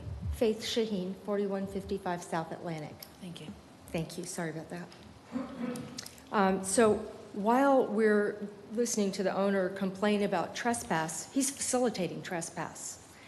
And you can look at all of the, pictures of the various crosswalks, but if you're pulling out of Matthews and you go to turn left, you can't see the light. You don't know what the traffic's doing. That light doesn't work for people that want to pull out of Matthews and take a left. It's a hazard. So all of these people are telling you that they're hazards, and passing this is going to enhance a known hazard. So if this happens and there are accidents, which there will be, because we already have problems crossing that road, nobody stops at the stop walks, there will be lawsuits, and that's going to be a burden that the city will have to bear along with everybody else, including whoever is injured by it. There's so many issues with regard to this. There's environmental. Exfiltration means it goes right into the river that's already dying. Safety issues, traffic issues, lack of bathroom facilities. If you want to have a sense of urgency about somebody in their car, make them wait to go to the bathroom. But they're not waiting. They're going at Seacoast. We chased people off today that had parked in that lot and walked over and were showering and just hanging out. So I'd like to invite all of you guys to come down on Memorial Weekend and help us turn away the hordes of people that park and then walk over. They don't walk down the street. They don't walk from one end to the other. They go right through Castle Reef. They go right through Seacoast. And the cost of us protecting our property is dear. It's a lot. So I'd like to ask you to please plan. These cities that we have in Central Florida, Altamont Springs, Mount Dora, they've used restraint and they've negotiated with people who wanted to bring things into their city. If he's going to take away our tax base, because it's not going to be here, he doesn't live here. We're not going to have any money coming in from this. It's depriving us of our tax base. Negotiate to get something for our city, for all the burden that's being put on the people here. Thank you. Thank you. Sherry Farrago, 4206 Sun Village Court. Live in the complex that sits close to Matthews. When the Ocean Village Shopping Center was proposed and approved in the 90s, I'm sure the city saw the center as a benefit to the residents and vacationers along the beach. The marketplace supplements our grocery buying, saving on traffic, gas, and time, and the retail shops and restaurants are a welcome service. But my guess is that nowhere in the proposal was any mention made to be allowing an overnight paid parking lot with no restrooms, no security, as I am certain common sense would have seen such a proposal as a safety and environmental hazard in the making. Already, parking lots accumulate a lot of pollutants, oil, grease, heavy metals, and sediments that run into our waterways, and now add human waste and trash to the mix. A simple Google search highlights coastal towns who are dealing with unmanaged parking areas, especially those lacking restrooms. I have all these news articles of all the coastal towns in every state in our nation that's dealing with this problem. So, dunes and beaches are being polluted with human waste, and parking lots are becoming bathroom stalls between cars. Residents and taxpayers will have to shoulder all the security costs, as well as to try to control trespassers searching out our bathrooms and showers on private property and using their beach access points. Sanitation problems and security are a huge problem for all the condos along this stretch of beach. Issues with people camping overnight on these sites also create an abundance of safety, sanitation, and security issues. The burden of bad planning falls directly on those who live, work, or attend school next to these areas. Our elementary school sits behind this proposed lot, causing safety issues with car traffic and pedestrians. Matthews Avenue is uncurbed, narrow, no sidewalks. Basically, it just resembles two bike paths. Cars already have a hard time turning onto A1A at this intersection. There's no permanent stoplight there, and if parking lot users try to cross over A1A at the Ocean Village entrance, it would be a dangerous nightmare. For the health of our ocean and security and safety of our visitors and residents, please do not approve this proposal. Thank you. Thank you for your comments. Good evening. My name is Craig Behan. I am at 4276 Sun Village Court, which is part of Sun Beach Club. You've heard lots of things tonight that all of the complexes in our area will have to deal with if this parking lot is passed. I thought a couple things that I needed to mention was, again, what I just heard. There is no sidewalk that you would be able to walk on when you're exiting this parking lot and to be able to cross the street over. We're going to have 300 people crossing to get to the beach, 300 people coming back. I noticed on your agenda tonight, you're talking about taking Washington Street and making it one way because you're concerned about safety and welfare of people that are in automobiles having accidents. Well, the safety and concerns of people that are crossing that street are going to be injured, and there's going to be a really recipe for disaster. Thank you. Thank you.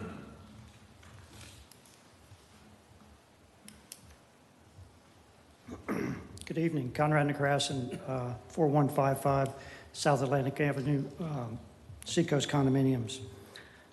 First off, thank you, Vice Chair and Commissioners, for serving the community. I know it's a tough job sometimes. So I know you have to be fair to all the people in the city when dealing with projects like this. And however, I think you also believe that you have to consider who benefits from this project and who is impacted, and what does the comp plan say that you really should follow.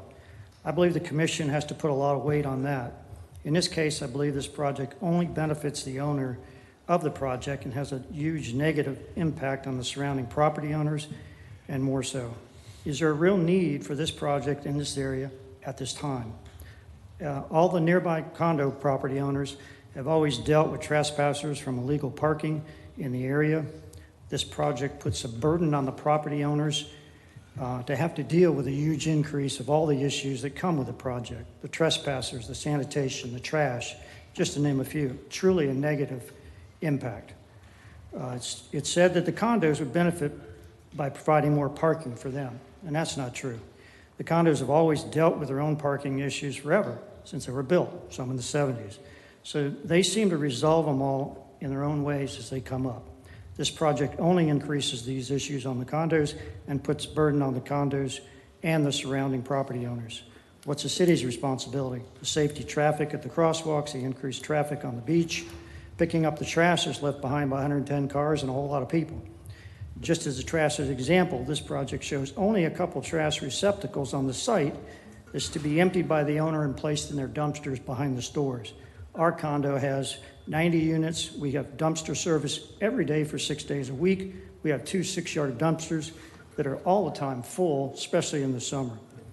And I can't imagine all the trash being left behind on this site, which only attracts animals, rodents, And that's another issue. So again, this project creates a lot of issues for the surrounding owners and only benefits the owner.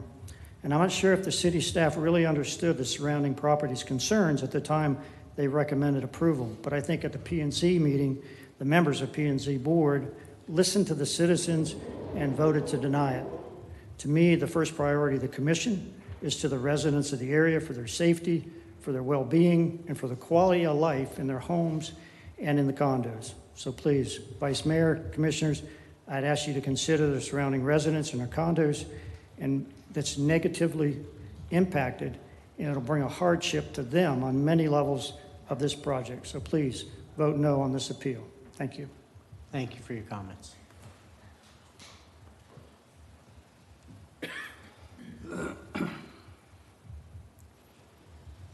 Hi, my name is Heather Foss, and I'm a unit owner at Hacienda del Sol 1, 4201 South Atlantic Avenue.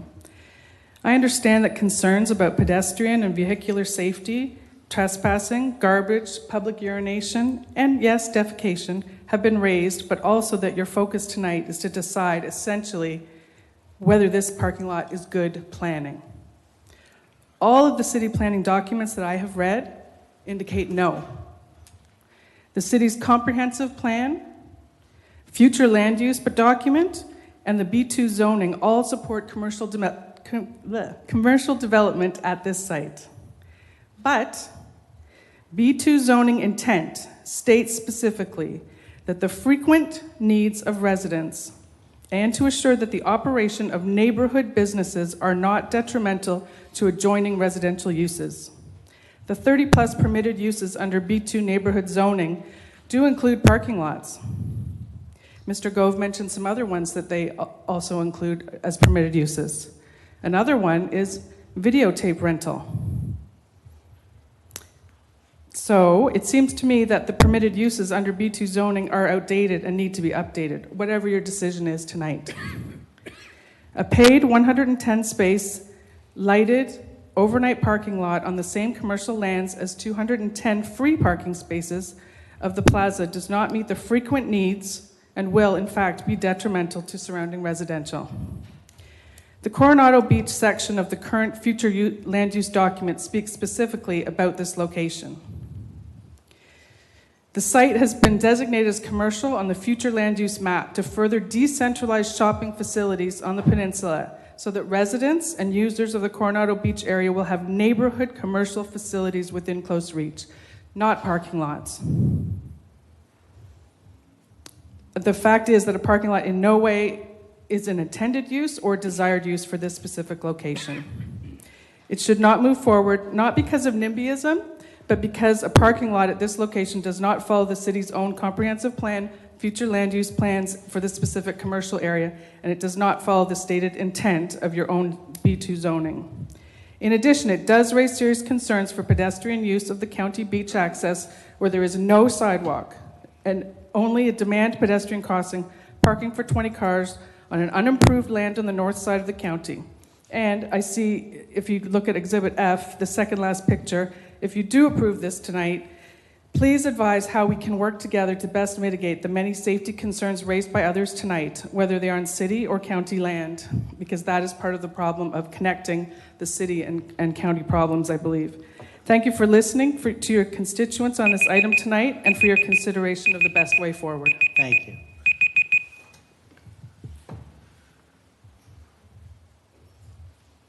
Ray Ingracia, 807 South Atlantic Avenue. Good evening, and thank you for serving our community. I appreciate it. I'm here kind of at a different level. I can't see this from my house, so it's one of those deals where probably doesn't impact me directly, like some of the citizens that spoke tonight. But on a higher level, I just wonder why we even consider parking lots on our beautiful barrier island. We hear a lot, we talk a lot about traffic, we talk about congestion, we talk about trash, we look at all our social media, whether it's Facebook or Nextdoor.com on New Smyrna Beach, about the traffic and congestion. Yet, we're here tonight to talk about more parking lots to entice more people, to add to our traffic, to add to our congestion. Now, I realize you have a difficult challenge. You probably have a legal battle in your hand. Not that I'm an expert in zoning or anything, but it looks like the owner, and all due respect to the owner of the property, he's within his right, I guess, to propose a parking lot under that zoning.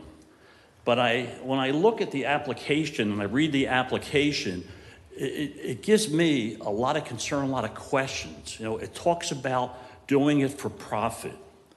And probably when you look at the list of things he could do under this zoning, the parking would probably be one of the lowest profitable options this owner has for this property. And when you talk about using it for the beach and things like that, why do you need a 24-hour parking lot? It's been my experience, and I lived in the coastal town of Wildwood, New Jersey, and our parking lots there became trash pits and just the best spot for criminal activity, especially if they're open all night without security. I don't even see cameras in this gentleman's proposal. So that brings a lot of concern to me as well. The least you can do is hold up a little bit, slow it down, put your brakes on a little bit, and relook at this application. I think it's a lot deeper than what it just says from what I've read, okay? Look at the options you have to make more demands of this owner, whether it's putting in a better traffic light, whether, I don't understand why you can't ask for a transportation study. A parking lot's a business. It's just like the other businesses under that zoning. So at the least, ask for a transportation study, okay? Slow up before you make this decision. Thank you very much. Thank you for your comments.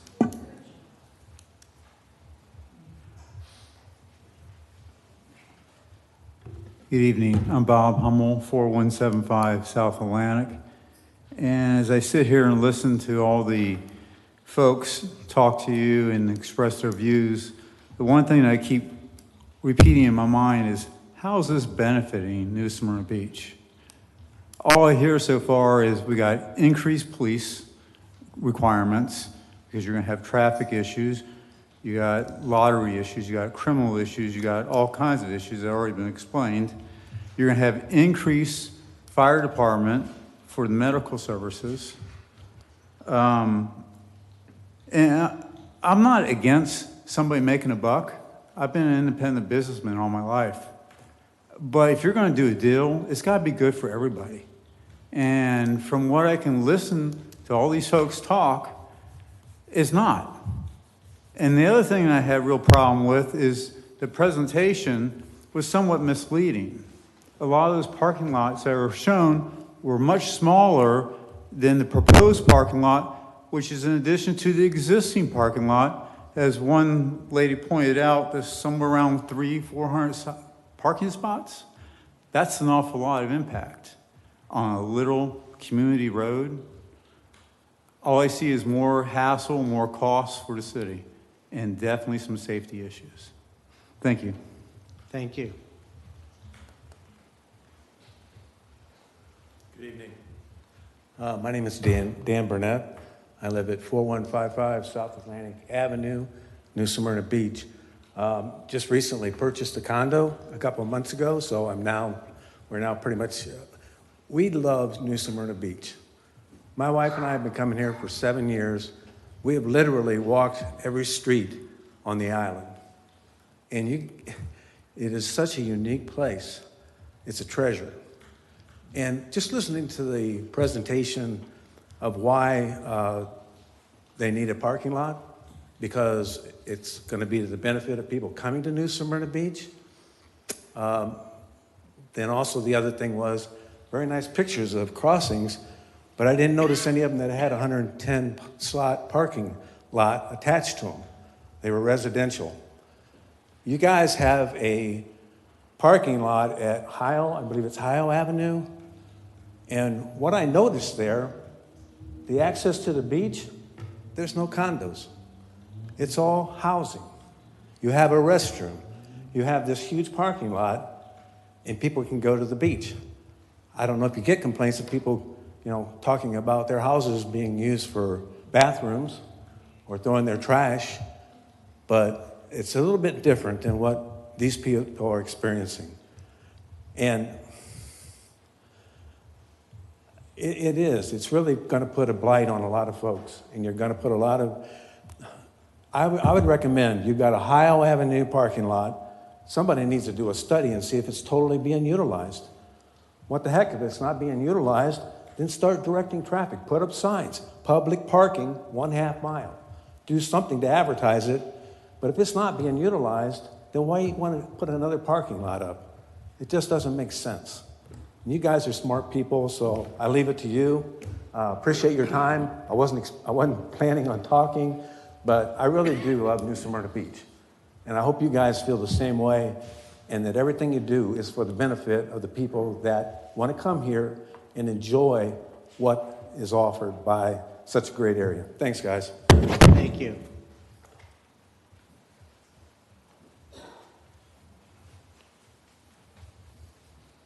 I think you all have some, where to start. Did you receive this? City Clerk's passing that out now. Please state your name and address for the record. My name is Dr. Daniel Coleman. I'm a former university administrator. My professional experience is in planning and total quality using the Wharton School of Business model. Yeah, can you, there's a mic down there. Perfect. Speak right into Start that. over We'll hear you. again? You're going to give me my 3 minutes? Oh, yeah, no worry. We'll give you your 3 minutes. My name is Dr. Daniel Coleman. I'm a former university administrator. My professional experience in planning, total quality, and institutional effectiveness using the Wharton School of Business model. What I'm not asking you to reject this. I'm asking you to develop a comprehensive plan that includes all of the issues that have been brought before you and those that I have outlined here. First, what is the benefit of this to New Smyrna Beach? We want New Smyrna Beach to be the model place to come. Great beaches. What population does it serve? I believe it serves a transient population. They will come here, go to the beach, and leave. Third, what are the personal needs of the people that are coming? They've already been outlined to you. Then secondly, who's going to provide the facilities that this parking lot's going to demand be developed? Is there going to be an impact fee? I think it should be considered. What will be the impact of having 400 or more people enter that beach in that area? We have to consider that. We have to consider who's approving this and who addresses the permits. Does the county and the federal government have any control on these facilities? Who's going to pay for it? Last but not least, what is the impact of all of these people going to be on that beach with our turtles nesting sanctuary? If a little fish in California can close down an entire industry, what do you think the impact of these turtles will be? You have in front of you the picture of those turtles. How many of you have been out there and looked at them when they're nesting? They're protected. Now the question is, this plan needs to address all of those issues, plus the issues that people have addressed tonight, before it's approved. That's my opinion. So what I'm asking is table it for 30 days or whatever time it takes to finish this study so we can determine what the impact on New Smyrna Beach and that beach will be. I thank you for giving me the opportunity to address you, and I hope you take this suggestion in line. Thank you. Thank you for coming out tonight. Randy. Good evening. Good evening, Vice Mayor and Commission. I don't mean to add any more because there's a lot been said tonight, but the one thing I haven't heard said is that Matthews will be it looks like the transit in and out.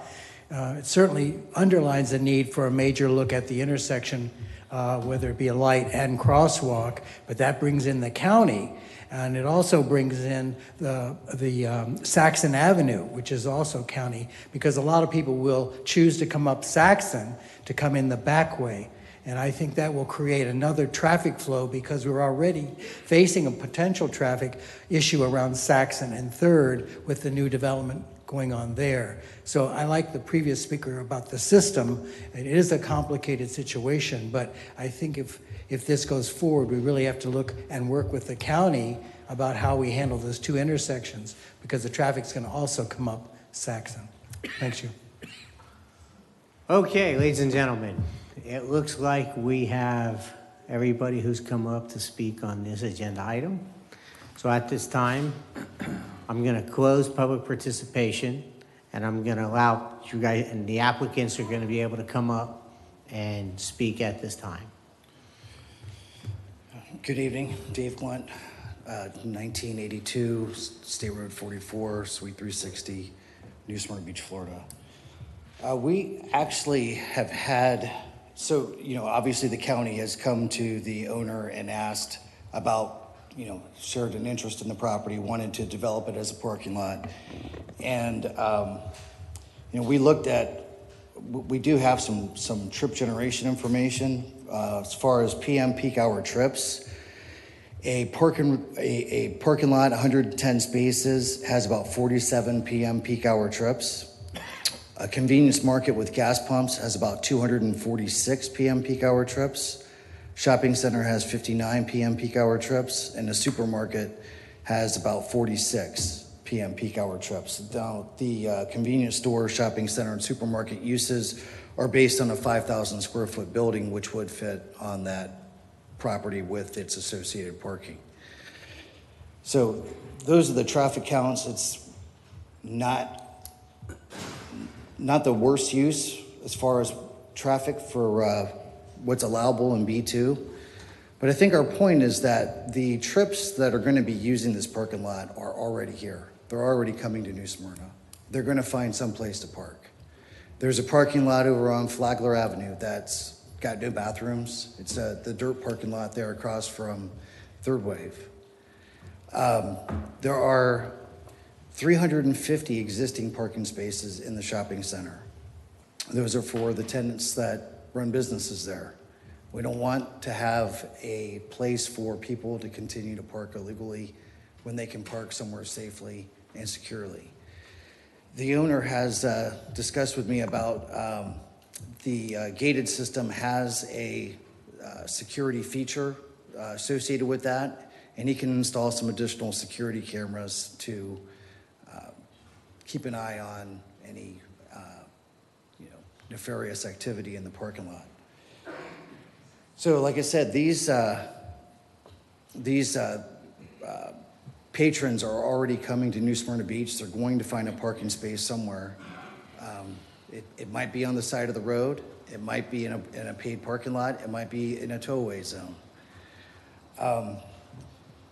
Just want you to consider that in the B2 zoning, the owner has property rights. He can develop this property into any one of these uses: a parking lot, a convenience store, a pool hall, a tavern. Those are all uses that are permitted and approved by staff. So that does not have to come before you. Furthermore, there are 3 out parcels on this property.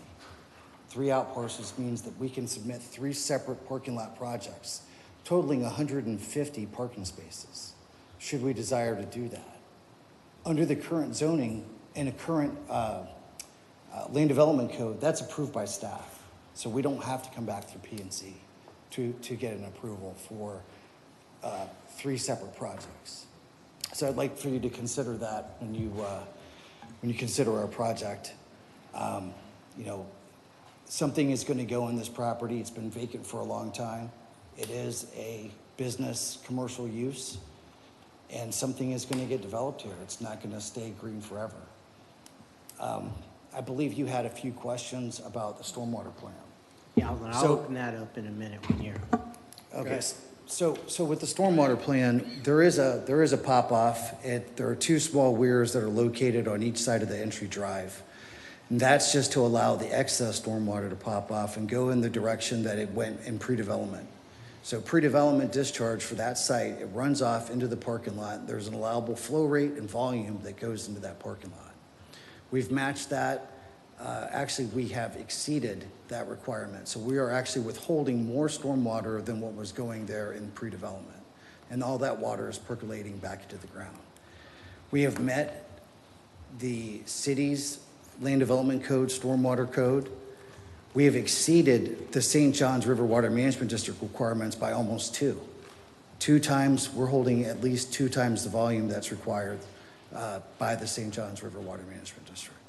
We also meet the nutrient loading and water quality standards that the state has recently adopted for phosphorus and nitrogen control. So this project doesn't get any cleaner or better for a project this size in the state of Florida. The stormwater design on this is very detailed, but it meets all of the requirements the city has in place and that the state has in place. I'd like to ask if you have any other questions. If not, I'll turn it over to Jay for just a few minutes. Any questions for the applicant at this time? Yes. Commissioner Sachs? Thank you, Vice Mayor. Gentlemen, it was asked before, and I wondered myself who instituted this idea for a parking lot.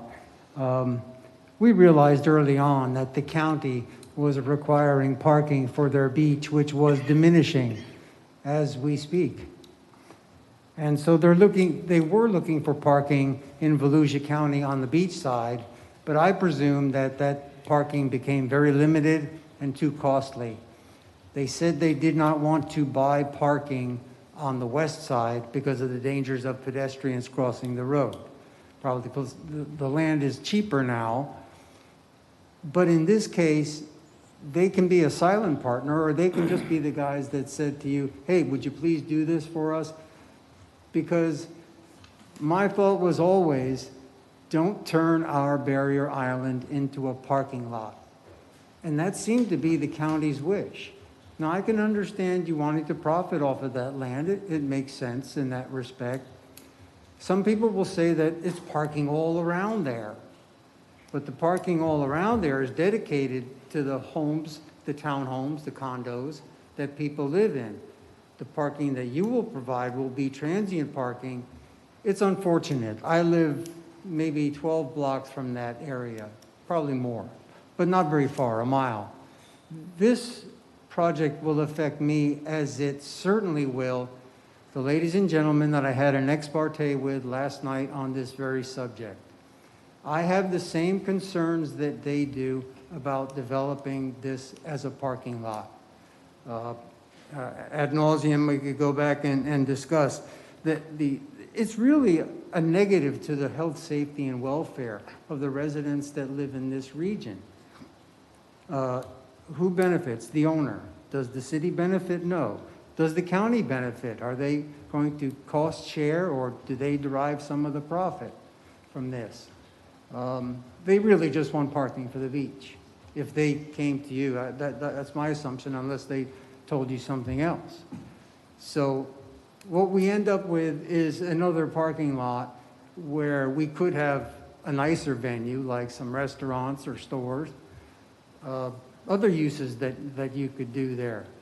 But if you look at the whole picture, there's so much more negative impact than positive impact for New Smyrnans that I'm not that strong in supporting it. So if you can convince me that it's that good and that it's needed by New Smyrnans, that it won't affect the beach in a negative way, and those properties that pedestrians will have to unsafely cross the road to get to, I might say yes, but right now I'm leaning towards no. I hope you understand why.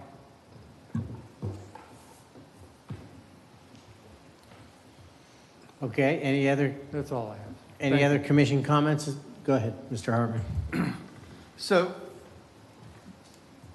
the gist of what I'm getting here is you're providing parking spaces for the beach goers or the beach traffic is kind of the idea behind this. And so my question or my concern is, why does it need to be 24-hour parking? If you're targeting only those people that are going to be here during the daylight hours, have you considered maybe the operation of the parking lot, reducing those hours? There would be some concern, I would think, especially with overnight parking. We have several parking lots here in town now that have transients just living in vans and stuff like that. And to me, that would be a concern for you, for your safety, of your other inhabitants and the people who use the shopping center, so. Very well said, yes. We do not want transient RV parking. Okay. Over the years, we have definitely received calls from condo owners. Now, maybe they're VRBOing, Airbnbing, they want to park their mother-in-law, whoever it may be, and they wanted to park in our grass lot. Over the years, we said no, but they did it anyway, which is why we are here now. Over the years, people have parked and parked and parked there Right. until code enforcement finally said no more, because one of the condo owners adjacent, one way or the other, was handing out parking passes that people paid for and putting them on their dash saying that they could park in our lot. Once that got blown out and we stopped that, that's when somebody called code enforcement. Well, if I can't have it, they can't have it. And here we are. Okay. We put up the fence and it was half and half. Yes, beachgoers, because yes, the county did approach me. City never has, but it was under the notion that the city wanted more parking, as well as, yes, condo owners needed more parking. So that's why it was the overnight parking, just so that the condo owners could have people, whether it's Airbnb, whatever the reason was, we wanted to facilitate our neighbors. We don't want to be adversarial, and I totally understand the beach aspect. I live 2 miles from the beach myself in Deerfield Beach. I've been there for 20 years. I grew up in San Diego and Del Mar, California. I understand beach living. I get it. And I hear all of these people. And I understand. Traffic is an issue, pedestrians, turtles, all of those things. And if there's things that we can do to help implement the safety and the better life for beachgoers, that's what we want too. Like I said, we've owned this plaza for many years. The people that go to the beach will probably go buy stuff from the tenants, who are all locals. Mm-hmm. And they will benefit. Dollar General will benefit. The beach guy will benefit. The deli will benefit. The liquor store will benefit. The pizza guy is going to benefit. They're all going to benefit. And we're just trying to do the best for the community, as we have done with all of our shopping centers, and we own 15 of them, and 90% of our tenants are mom and pops. We're not the national guys. We're mom and pop tenants. We're a family-owned business as well. So we hear all of these people. I hear them, and I get it. But we do hope that you do approve it, but we're willing to work with the commission and the neighbors to make it right for everybody. Okay. Any further comment for the applicant? Commissioner Colodi?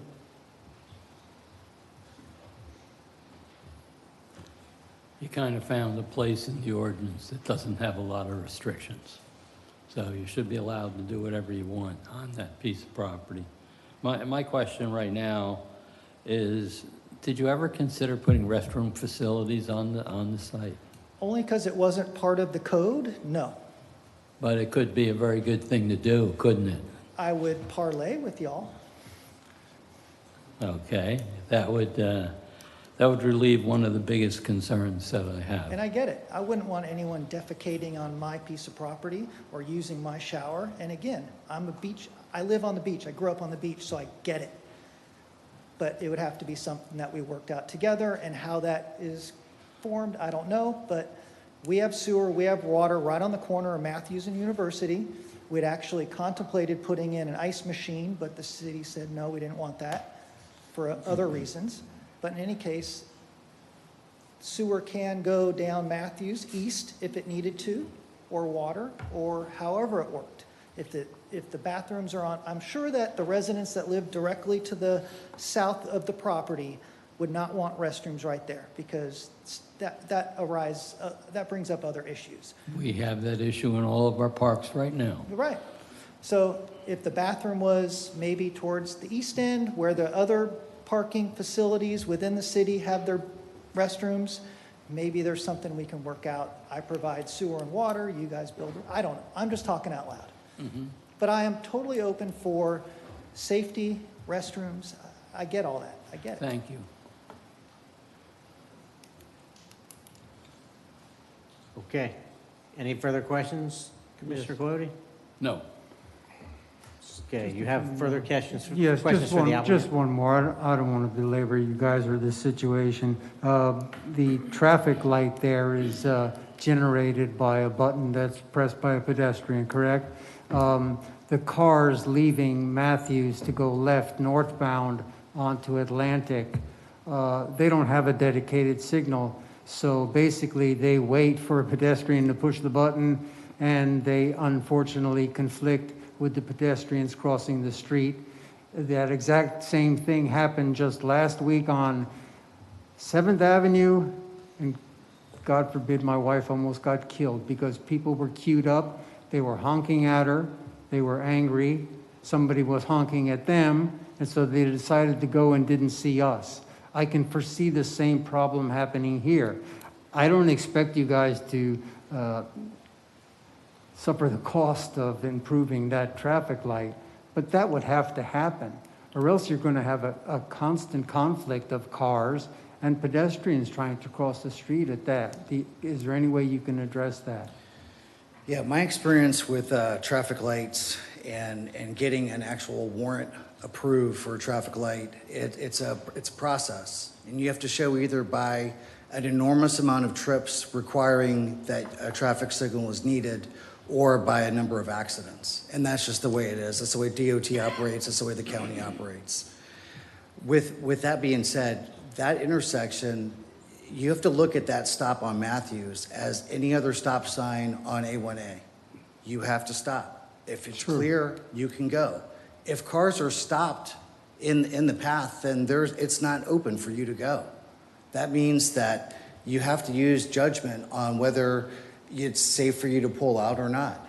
The intersections from 27th Avenue north to 3rd Avenue, you're crossing 2 lanes of southbound traffic and the turn lane, the dual turn lane in the middle, in order to make a left turn. Here, you're only turning against, one southbound lane and going onto the northbound lane. So it's just like any other stop condition. You just have to look and make sure that it's clear to go. If cars are slowing down or stopping, then someone's probably pushed the button, and you have to, obviously you pull through an intersection with caution anyways. But if there are vehicles that are in the intersection, it's never safe to go. And if gentlemen, if I may comment at this time, I feel like justice blind with, on one hand, the fact that you've met all the conditions the city provided for you to meet. On the other hand, we have the possible negative, the most assured negative impact and worry for the health, safety, and welfare of our residents. So that's what I'm weighing here. So that's what makes things sometimes difficult.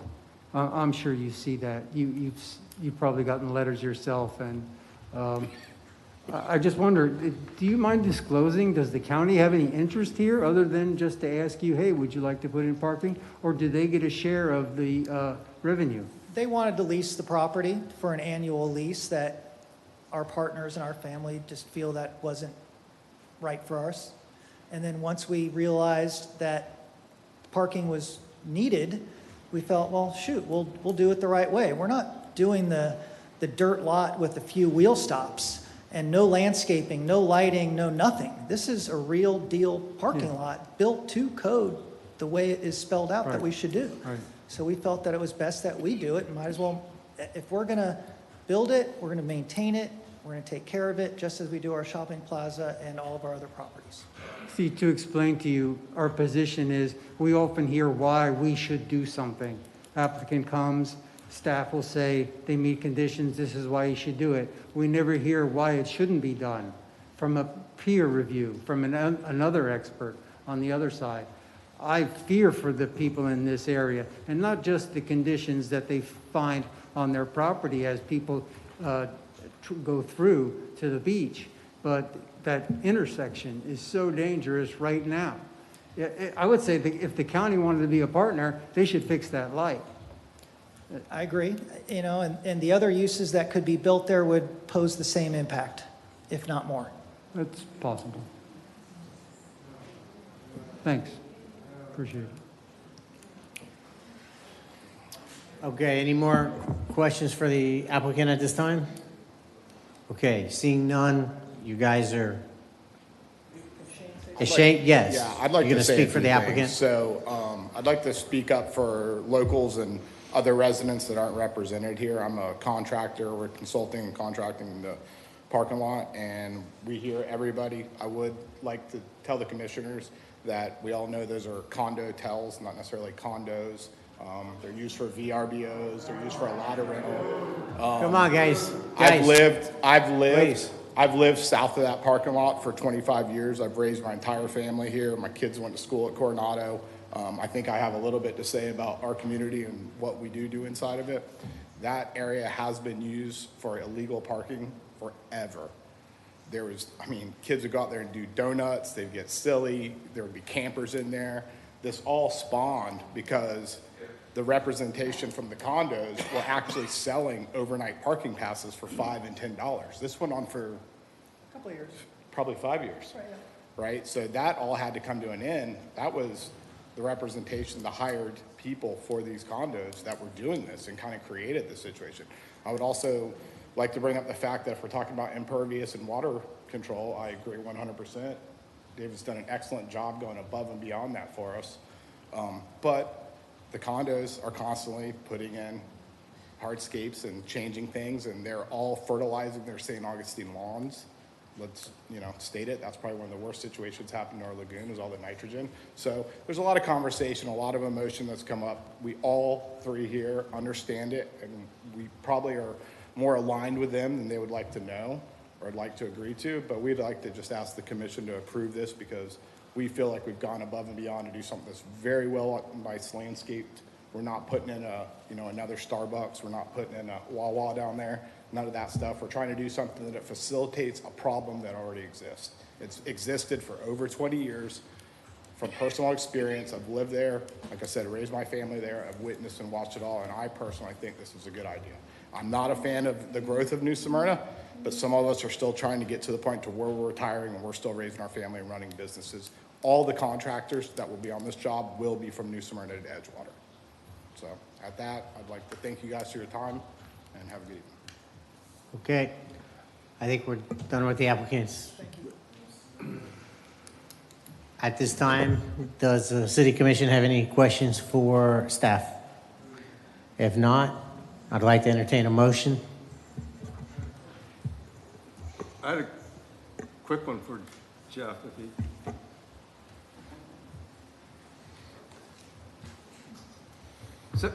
So the owners have indicated they kind of want to work with us to resolve some of these things. What would be the next step in that case?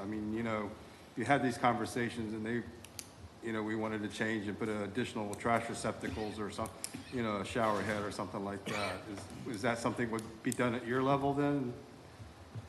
We could participate in any discussions and meetings they have with the area residents, but it's more up to the applicants if they're agreeable to that or rather than our call. Okay. But it wouldn't have to go back through the whole application process then? No. Okay. Thank you. Sure. Okay, so what I'm hearing for clarification, the applicants would have to agree to any conditions outside of what's required in the LDR. Right. Thank you, Jeff. Okay. All right, bringing it up to the commission.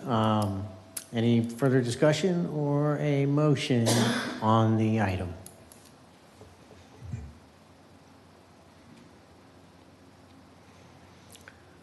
Okay, Clock is ticking. Well, to move it along, I make a motion to approve. Approve as submitted. I would like to put a condition in there, if appropriate, that staff work with the applicant and the residents to see if restroom facilities are something that I've heard they're willing to do it, but I don't know if the residents want it. So I would like to see that issue answered first. A lot of the traffic issues are out in the street and they're not under their control. And our ordinance says it's an allowable use. That's the thing we have to live with. Our ordinances, which were written any number of years ago, sometime are lacking in how they protect the neighbors. So I'm not making a motion right now, but that's what I would support. Oh, okay. So that's not a motion? No. Okay. So you would like to see, you would like to move, I mean, not put words in your mouth, but you would like to move forward with the item with conditions of having staff work out, determine whether or not a bathroom is in the best interest of the residents? Correct. Correct. Okay. Any other discussion before we have that motion then? Yes. Gentlemen, please be reminded that it is the county's will to turn our barrier island into a parking lot. The beach is diminishing, flooding events, rain events, tide events. Soon, perhaps the federal government may take away the right to drive on the beach. I think the county wants to be prepared at our cost to health, safety, and welfare. I do not think it's fair.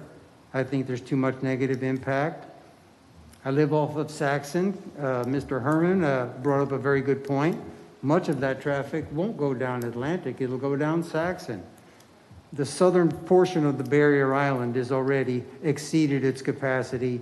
There's no infinite abundance. We can't, if you look at the beach on the weekend, it is totally packed with cars. There is no space. Lifeguards drive down and tell people to move their stuff because they need to pack another car in there. So they're just interested in recouping their losses and packing more people onto the beach as they can at the cost of the residents of New Smyrna Beach. And that's unfortunately why I can't support this, gentleman. Sorry. That's all I have. All right.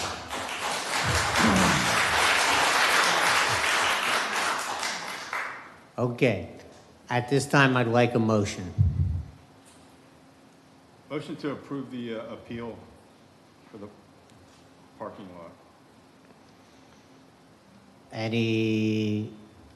I'm not going to use the word conditions, but any advice, because conditions outside what's in the LDR we can't force.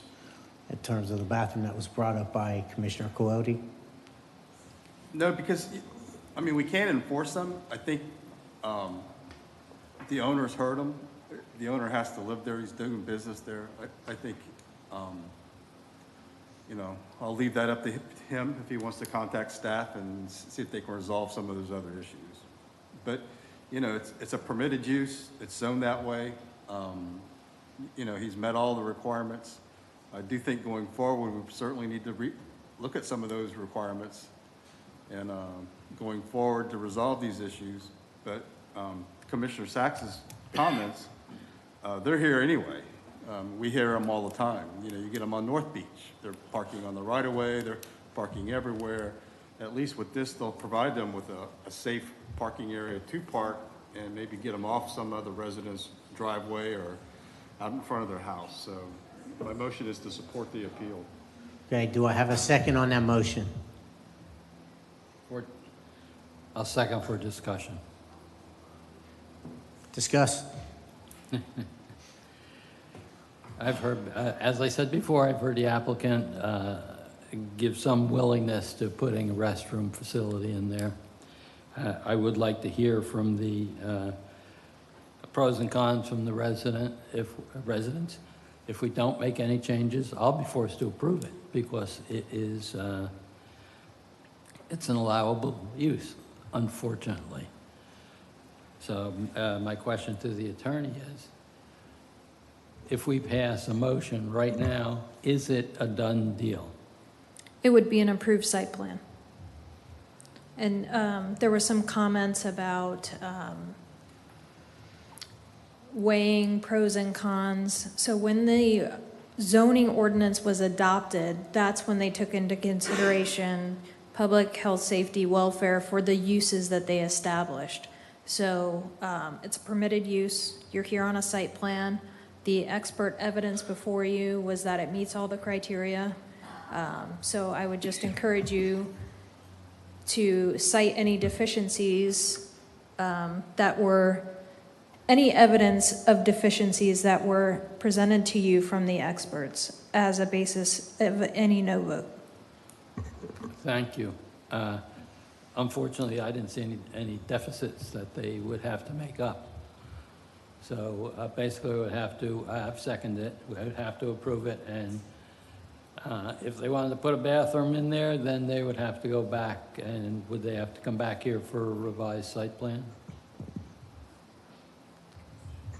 Planning staff? Bob, would they have to come back for an approved site plan if they put a bathroom in? The only requirement that it go to the planning board as a class 3 is because the number of parking spaces is over 50. So with the size of the bathroom, if that was added, unless it was over 500 square feet, it really wouldn't trigger anything. And I doubt if it would exceed that, but it would still be a staff level site plan. Okay, so the answer is no. Right. Okay. Mr. Vice Mayor. Hold on a second. Commissioner Colodi has the discussion at this time. I think I've had it. You got it? Yes. Okay. That's good. Commissioner Sachs, I'm going to hold off on calling for a vote. I'll give you one last. Yes, Go ahead and I'll speak. just take that one last. Sure. It is incumbent upon the county, being a county road, that they improve that intersection for the safety of pedestrians that will undoubtedly use it. Before I would give a positive vote, I think the danger to pedestrians is something that needs to have a look at the traffic analysis by an independent, objective contractor to verify to us that the people will actually be safe. So that is not, Mr. Gove, if you could come up. Is safety one of the review criteria for this site plan? No. Okay. So that's beyond the scope of what's before you tonight. You have a site plan in front of you. There's been no expert testimony regarding traffic or safety. We know we have to have that based on our lessons from the Borrow Pit. So what you have before you is all the testimony supports approval. So the experts have said it meets all the conditions. Thank you. Commissioner Sachs, are you good with everything? You done? I'm done. Okay. I just want to make one clarification. I keep hearing about a county road. A1A is a state road. So any insect, so. No, sir, you're wrong. Oh, it Vice is. Mayor, at 6th Avenue, A1A turns into County Road. At 6th Avenue, back towards Lytle, it is actually towards. Interesting. Is the state road. Interesting. Okay. So we have three partners. And one more correction. The county and the state. Saxon Drive just turned over to the city, so it's a city road right now. Yeah, you're right. I understand Well, Saxon, is, sure. yes. Atlantic is I not. thought A1A was all a state road. So anyway, okay, good. Stand corrected. All right. So we have a motion, we have a second. Kelly, call the roll, please. Commissioner Colodi? Yes. Commissioner Hartman? Yes. Commissioner Sachs? No. Vice Mayor McGurk? Yes. Thank you. Motion passes. Hold on a second, guy. I would like to say something. I want to thank you all and appreciate you all coming out tonight. There's a couple of points we wanted to make, and I'd like to make is, We do not get to govern by how we personally feel. And I think it was made clear up here that there was some deep concern about that. We have to follow the laws that we're required to follow when we place a vote. So I want you to be aware of that. Thank you all for coming tonight. And please feel free to come back and discuss with us in the future any concerns.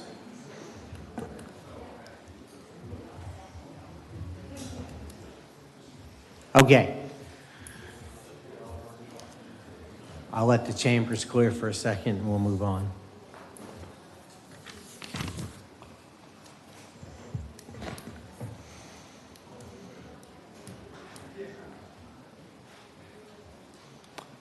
Okay, items 8B, 8C, and 8D. City Attorney will read ordinance number 2222, 2322, and 2422, the second time by title only. Ordinance number 2222, an ordinance annexing into the city of New Smyrna Beach 5.1 plus or minus acres of property located on the south side of 10th Street, east of Tatum Boulevard, addressed as 1070 10th Street, providing for redefining boundaries of the city, designating the property within Commission Zone 1, providing for public hearing, providing for required filings, providing for conflicting ordinances, providing for severability, and providing an effective date.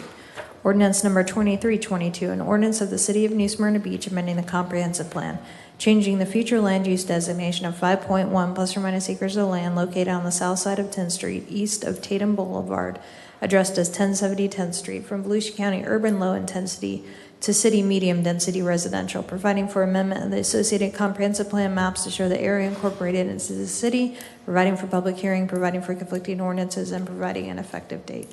Ordinance number 2422, an ordinance of the city of New Smyrna Beach rezoning 5.1 plus or minus acres of property located on the south side of 10th Street, east of Tatum Boulevard, addressed as 1070 10th Street, from Volusia County R3A, urban single-family residential airport overlay, to city R4A, multifamily residential airport overlay zoning district, providing for conflicting ordinances, providing for severability, and providing an effective date.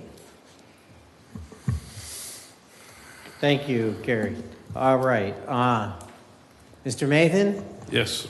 You're going to be representing staff. Would any members of the city commission or the applicant like to question Mr. Mathan on his testimony, or will be coming? That will be coming. Please, Mr. Mathan. All right, gentlemen. So Glenn Storch, the Storch Lawn Firm at 420 South Nova Road in Daytona Beach, is the applicant for the property owner. They have requested a voluntary annexation, a small-scale comprehensive plan amendment from Volusia County future land use designation of urban low intensity to the city future land designation of medium density residential, and rezoning from Volusia County zoning designation of R3 urban single family to city zoning of R4 multifamily residential. The site contains approximately 5 plus or minus acres. It's located on the south side of 10th Street, east of Tatum Boulevard, addressed as 1070 10th Street. The established city commission policy is that when properties are annexed into the city will assign a future land use and zoning designation that would be similar as possible to the existing county designation. With this application, the property owner instead wishes to change the existing future land use from a county urban low density, which allows a maximum of 4 units per acre, to city medium density residential, which allows up to 8 units per acre. That proposed future land use change is for the 5.1 acre parcel, which then would be a potential maximum increase of the gross density, residential density, from 20 units to 41 units.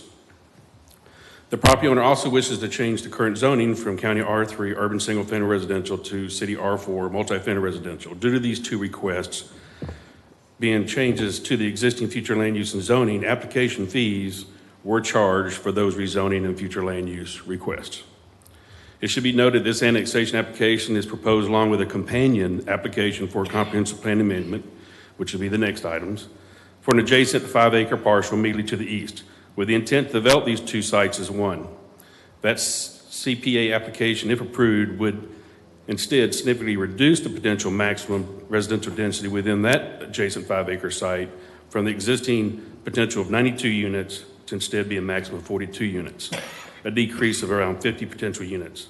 As noted above, the potential maximum residential density increase with this subject 5-acre site from its potential of 20 units instead of the maximum of 41 would be much lesser a difference as a possible maximum potential increase of 21 units. It should also be noted the subject property and its companion application for the comp plan amendment for the adjacent 5-acre parcel immediately to the east are sole areas in the city that are south of 10th Street. The county maintained roadway that generally has served the dividing line between the cities of New Smyrna Beach and Edgewater, along with the Gabordi Canal that runs generally next to the south of 10th Street. So as previously mentioned, both of these parcels are also surrounded to the south and the west by the ISBA boundary line between the city of Edgewater and Volusia County.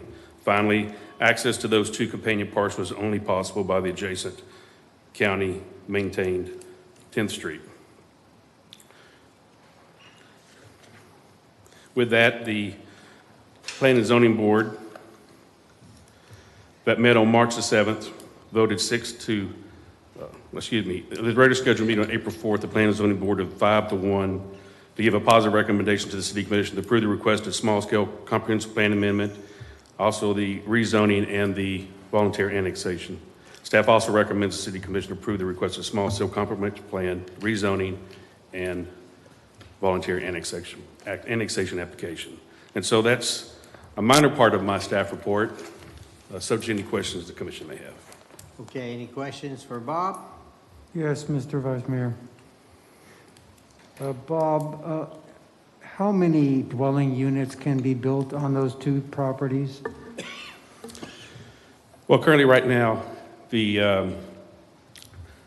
property that's annexing in currently has a low-density type of residential future land use for the county. So they currently can do 4 units per acre currently now. If you increase that up to the city's medium density, that will increase it up to 8 units. So that will double the number of units for that particular 5 acres.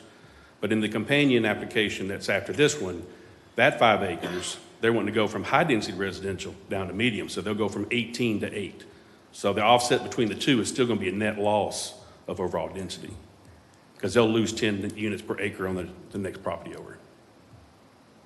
So again, could you come closer to answer I don't mean to be rude, but could you answer my question? How many units? I look at Newport Sound across the way. It looks to be about approximately 100 units, maybe less. But it's a very large property with a pool, a pond, and then there's the provisions for parking. I wonder where all this is going to fit. If Right. approved and annexed and rezoned. Right, now those densities are gross densities. So just because their maximum is a certain gross density doesn't mean they'll actually be able to develop that many units. There's a net density that has to be calculated, and that's going to be based on the driveways they've got going through. Could be some other environmental issues with that property that may restrict the overall density. But currently right now, if you just took that 5 acres by itself, you could do 20 units. If you increase it, you could do 41. But the offset is, their idea is they want to be consistent with the property next door and reduce it down. So that way both properties have the same zoning, those properties would have the same future land use. So overall between the two properties, the density would go down for gross. But in this particular property, you're correct, it would double from 20 to 41. There is wetland on on one of the properties, correct? This property here on the survey does show a small area of wetlands that are on the Yeah. southwest corner. Has a traffic impact analysis been done for 10th or Josephine? That will be required whenever they decide to develop the property. Currently, right now, it's just the annexation of the property to get into the city limits, which would be the last property that's still in the county in that area, rezone it, and then change the future land use. And then once they come in with an application for whatever their proposed development, which I'm sure the applicant will probably discuss with you when he comes here, will require a traffic study at that point. Plus, there'll be also permitting with the county for access points because that's a county road out front. I always wish that the TIA be done before we get to vote on it, but nonetheless, it doesn't happen. Not your fault. Right. So in this case, normally with annexations, we don't charge, Yeah. so those application fees are waived. In this particular case, because they were asking for a higher zoning and a higher future land use, we charge the appropriate application fees for this particular application. Thanks. I got ahead of myself, but I appreciate you keeping up. Any for Commissioner Colodi? Well, in my own opinion, by putting these two pieces of property together, you get a more cohesive piece of land to develop, and you could develop it in a more safe way. So I support it. That was not a question. That's not a question. That's a statement. Yeah. It's been Any a- further comments, questions, or statements for Mr. Maven? All right. Okay, all right, so I think we're good right now. Applicant's presentation.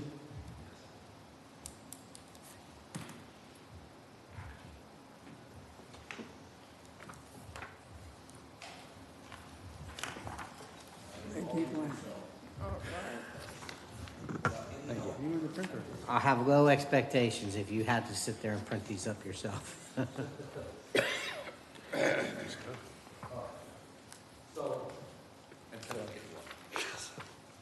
All right.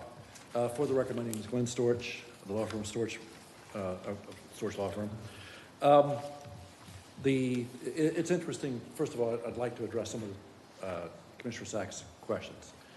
As to the traffic, because of the fact we're actually lowering density, in this case, you're going to see less traffic.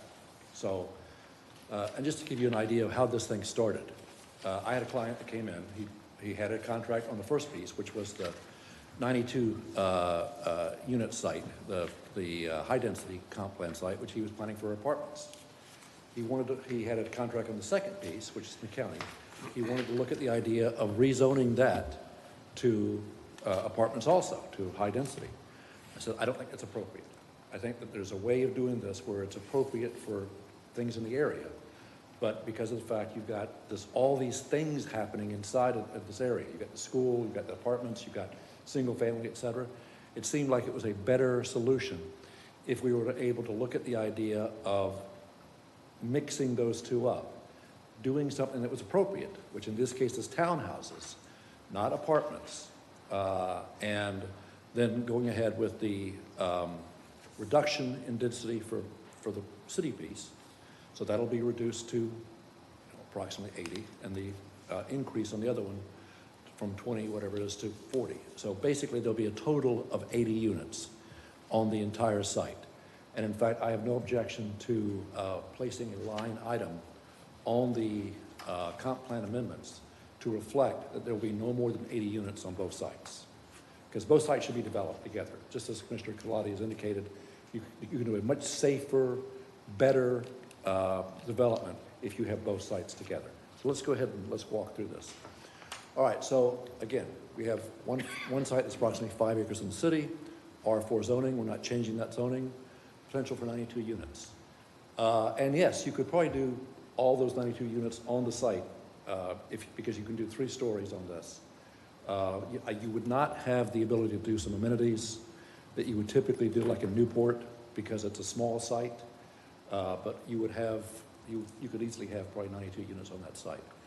The adjoining 5-acre parcels in the county, it's low density comp plan.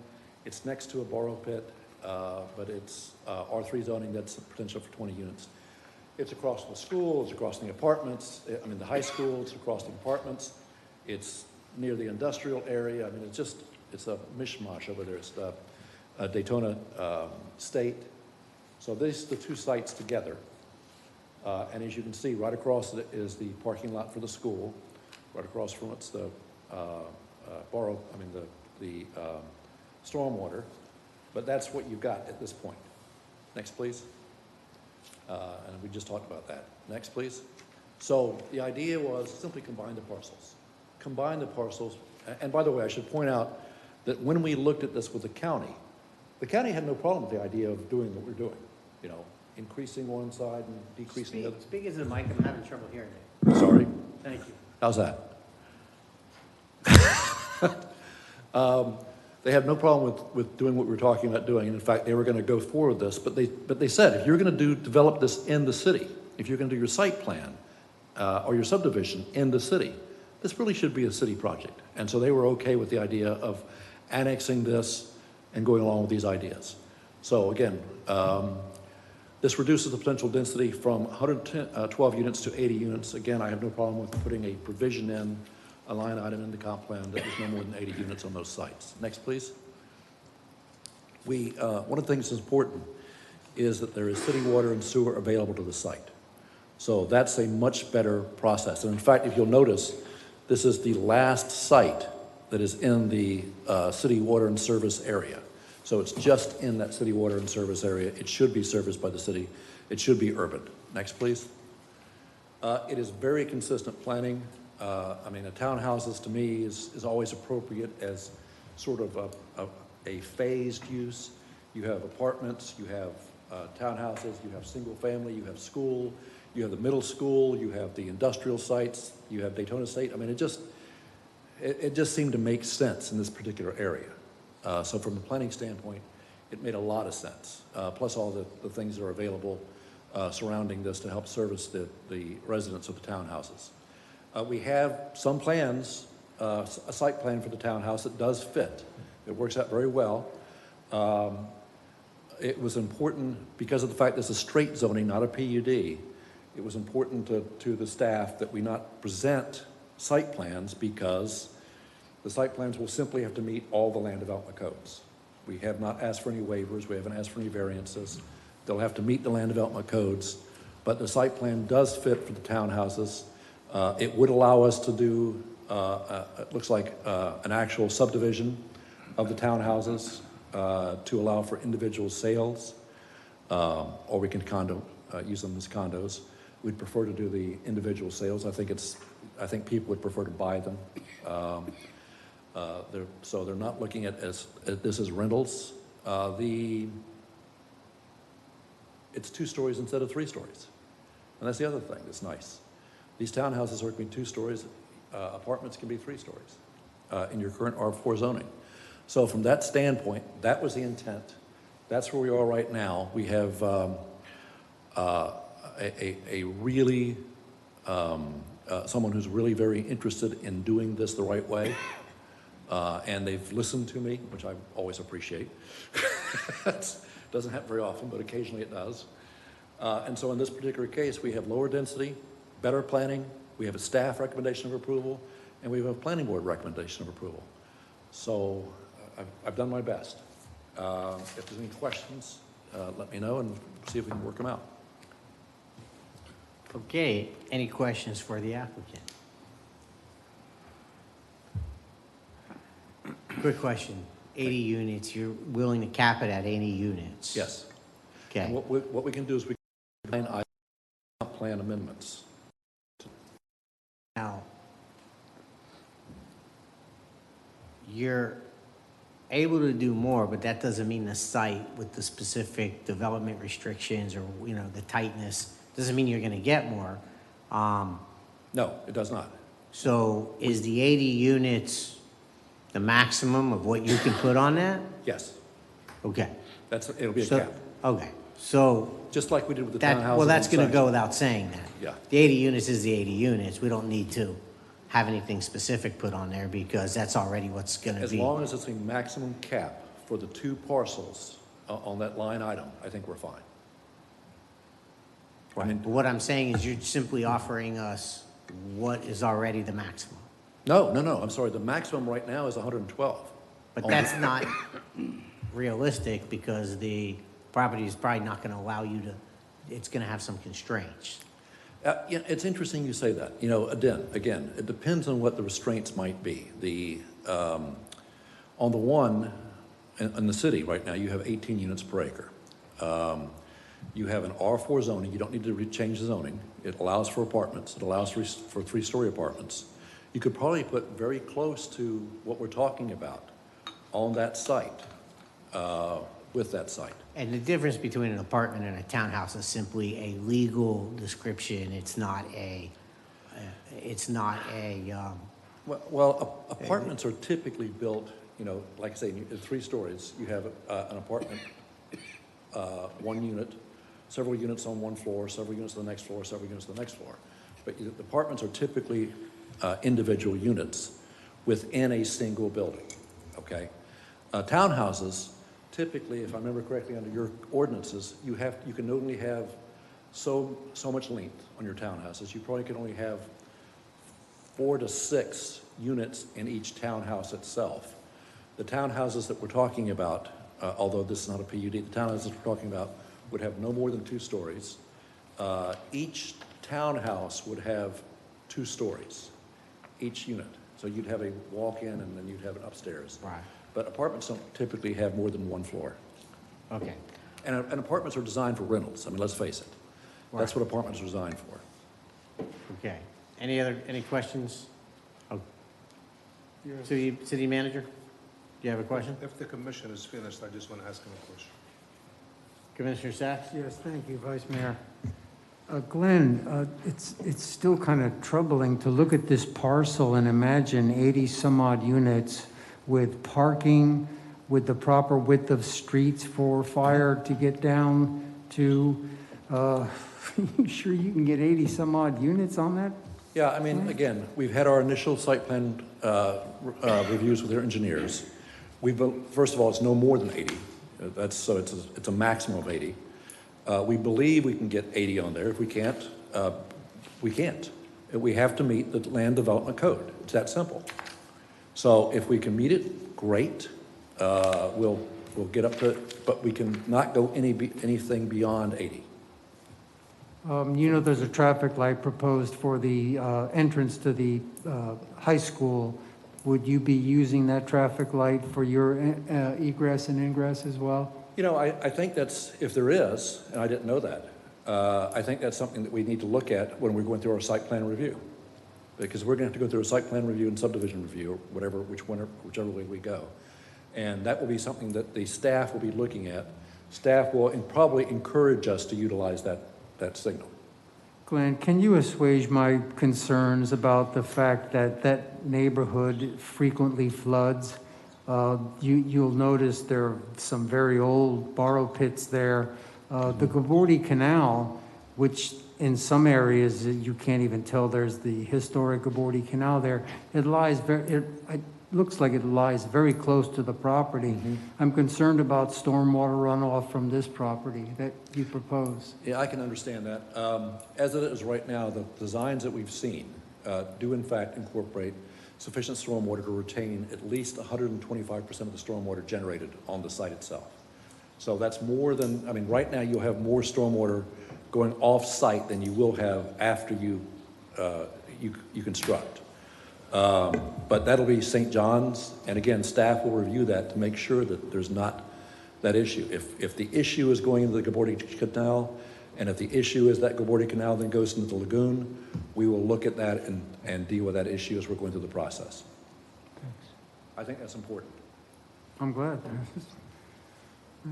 But I mean, again, the owners have been good about listening to me. They've been good about trying to find a solution. They've been good about coming up with something I think is appropriate for the location. I mean, I think townhouses would be very nice in this location. You've got the college right there. You've got the high school there. Honestly, I've seen it, and I told them this. I've seen what happens when people request apartments in New Smyrna. It's not a pretty sight. So. Okay, let me do this. I'd like to, let me open up public participation, get that passed, and then we'll bring it back. So at this time, I'd like to open up public participation. Would anybody at this time like to speak either in favor or against this proposed project? Seeing none, I'm going to close public participation.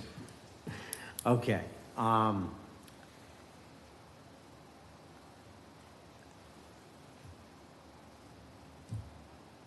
Bringing back the applicant for further comment. I don't have any response.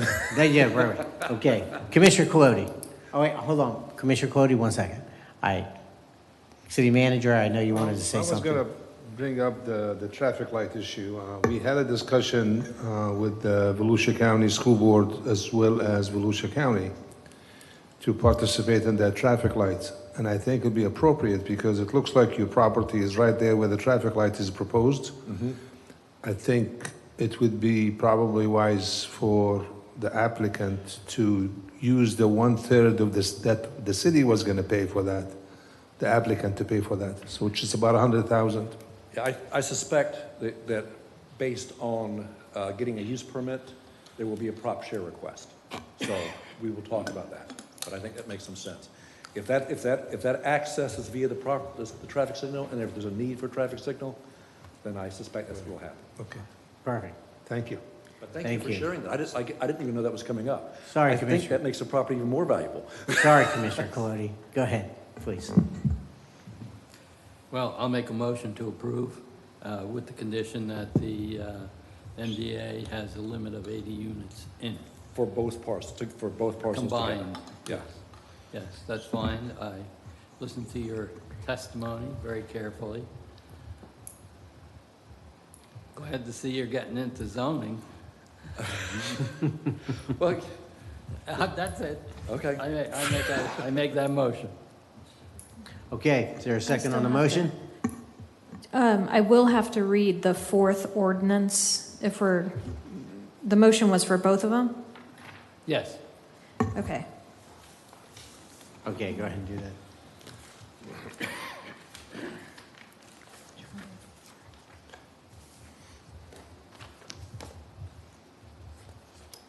Ordinance number 2522, an ordinance of the City of New Smyrna Beach amending the comprehensive plan, changing the future land use designation of 5.2 plus or minus acres of land located on the south side of 10th Street, east of Tatum Boulevard, from city high-density residential and educational to city medium-density residential, providing for public hearing, providing for conflicting ordinances, and providing an effective date. And for clarity, the motion would also include the note capping the density at 80 units? 80 units for the combined On site. both parcels together. Together. So Because- we'll work on the language for that? Right. Okay. So it would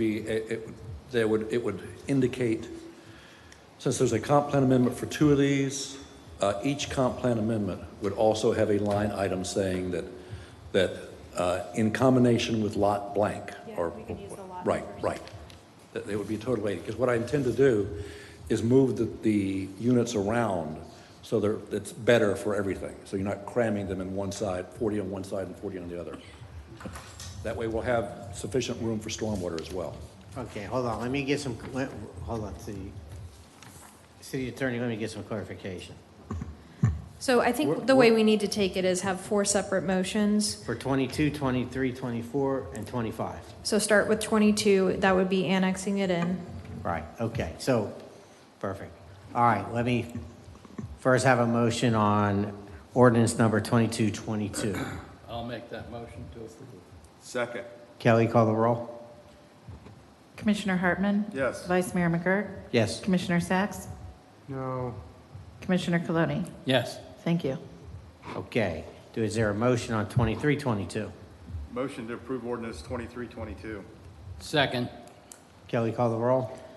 Vice Mayor McGurk? Yes. Commissioner Sacks? No. Commissioner Coloni? Yes. Commissioner Hartman? Yes. Thank you.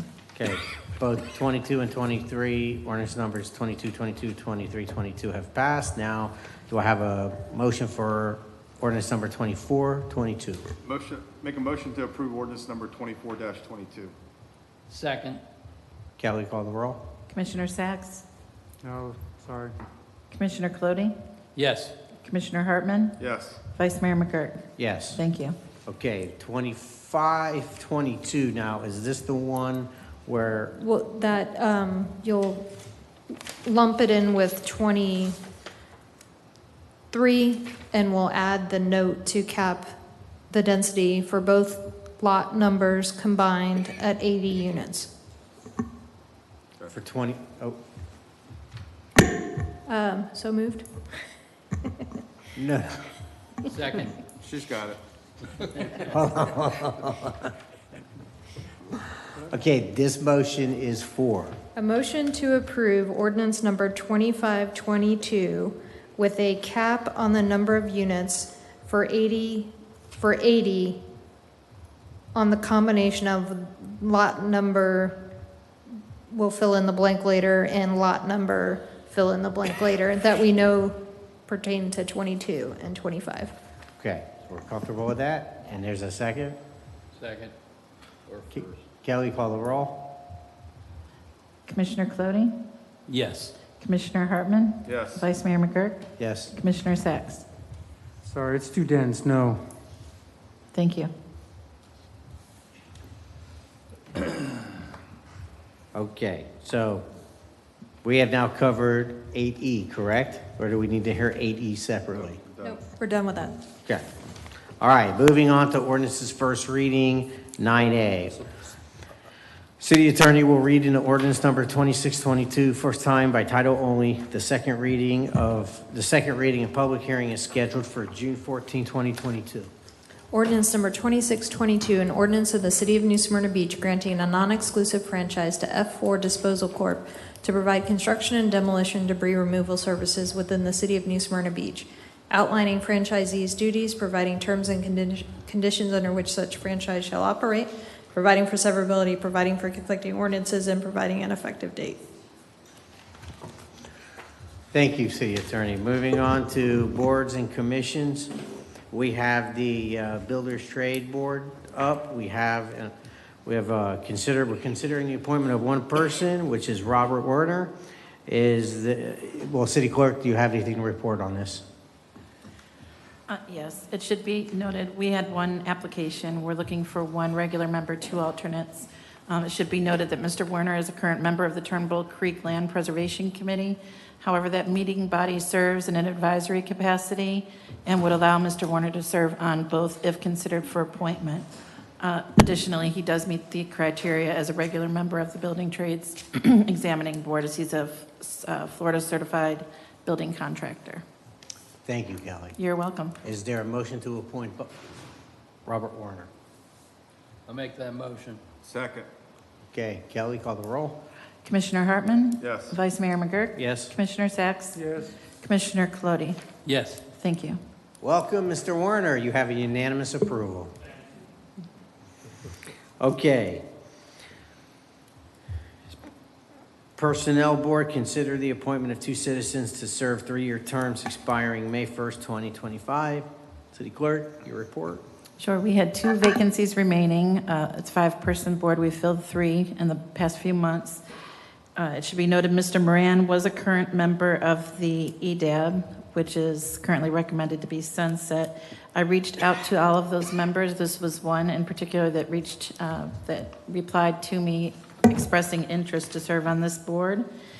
And he added that he has 35 years of human resource development. So. Nice. Okay, do I have a motion to appoint Tim Bucco and Daniel Moran as members of the Personnel Board to serve a 3-year term? I'll make that. So I'll moved. second. Second. Kelly, call the roll. I'm sorry, who was the first? Who? Commissioner Sacks Okay, made the thank you. motion. Got to say yes to something. Vice Mayor McGurk? Yes. Commissioner Sacks? Yes. Commissioner Colodi? Yes. Commissioner Hartman? Yes. Thank you. All right. Welcome, Mr. Bucco and Moran. Number 11, Mayor and Commission reports. Let me start with Commissioner Colodi. I have no report. Commissioner Sacks. I'll be brief. Thank you, Vice Mayor. Just want to remind everybody, it's summertime, no fertilizer. You can start now. I don't know the exact dates, but it's very soon that we won't be applying certain fertilizers with phosphates and nitrates. And let's conserve water because we're a little bit short on that side as well. And I just want everybody to stay healthy. That's all I have. Thank you. Commissioner Hartman. Yeah, I'll be brief also. For those of you who don't know, the CUDA's women's volleyball team just won state. And I was approached by 1 or 2 of the family members about that. Something that I discussed with the city manager, I just want to lay it out there for you guys to think about, and maybe come back to us at some point, is maybe it's time that we did some kind of a recognition signage or something for our CUDA's. Probably maybe at the sports complex, we could do a huge board. City of New Smyrna Beach recognizes New Smyrna Beach High School CUDA's, and then we could just have plackets, for if they win the baseball tournament, the state, probably state or national, maybe even down to a district level. I don't think that'd be too much to do.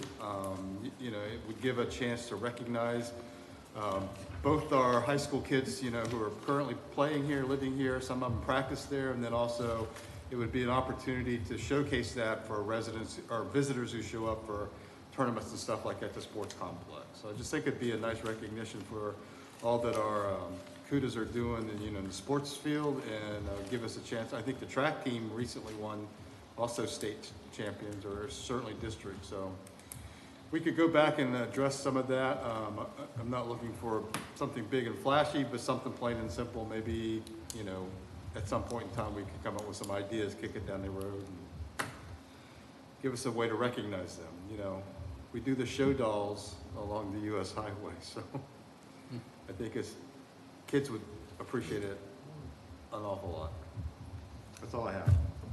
Okay, well, I think that's a great idea. I think the key there is we need to limit it to, at least at this discussion, the high school, because there's so many programs and so many private leagues and so many that we can end up getting aboard. I think it really needs to hit the criteria of something very special, like a state title. State title or even a district. Well, you districts every year, someone Well, else yeah, district, so- but I get it. I agree. I think it's a great idea. I'm sure David can help us with that. Exactly, exactly. The only thing I want to bring up, the item we had tonight where we had the parking lot, I don't think it helps the situation when the Planning and Zoning Board votes no on something, when they have a fiduciary responsibility that we have. Now, they get a pass because ultimately we make that decision. But I think it sets the wrong tone. I think it makes people believe that we have the ability to make a vote based on our personal opinion. And we have fought that for years.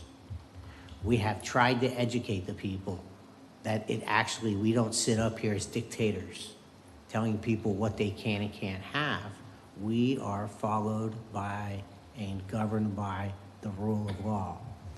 So I served on Planning and Zoning Board, I chaired Planning and Zoning Board, and I know that currently our legal staff makes it very clear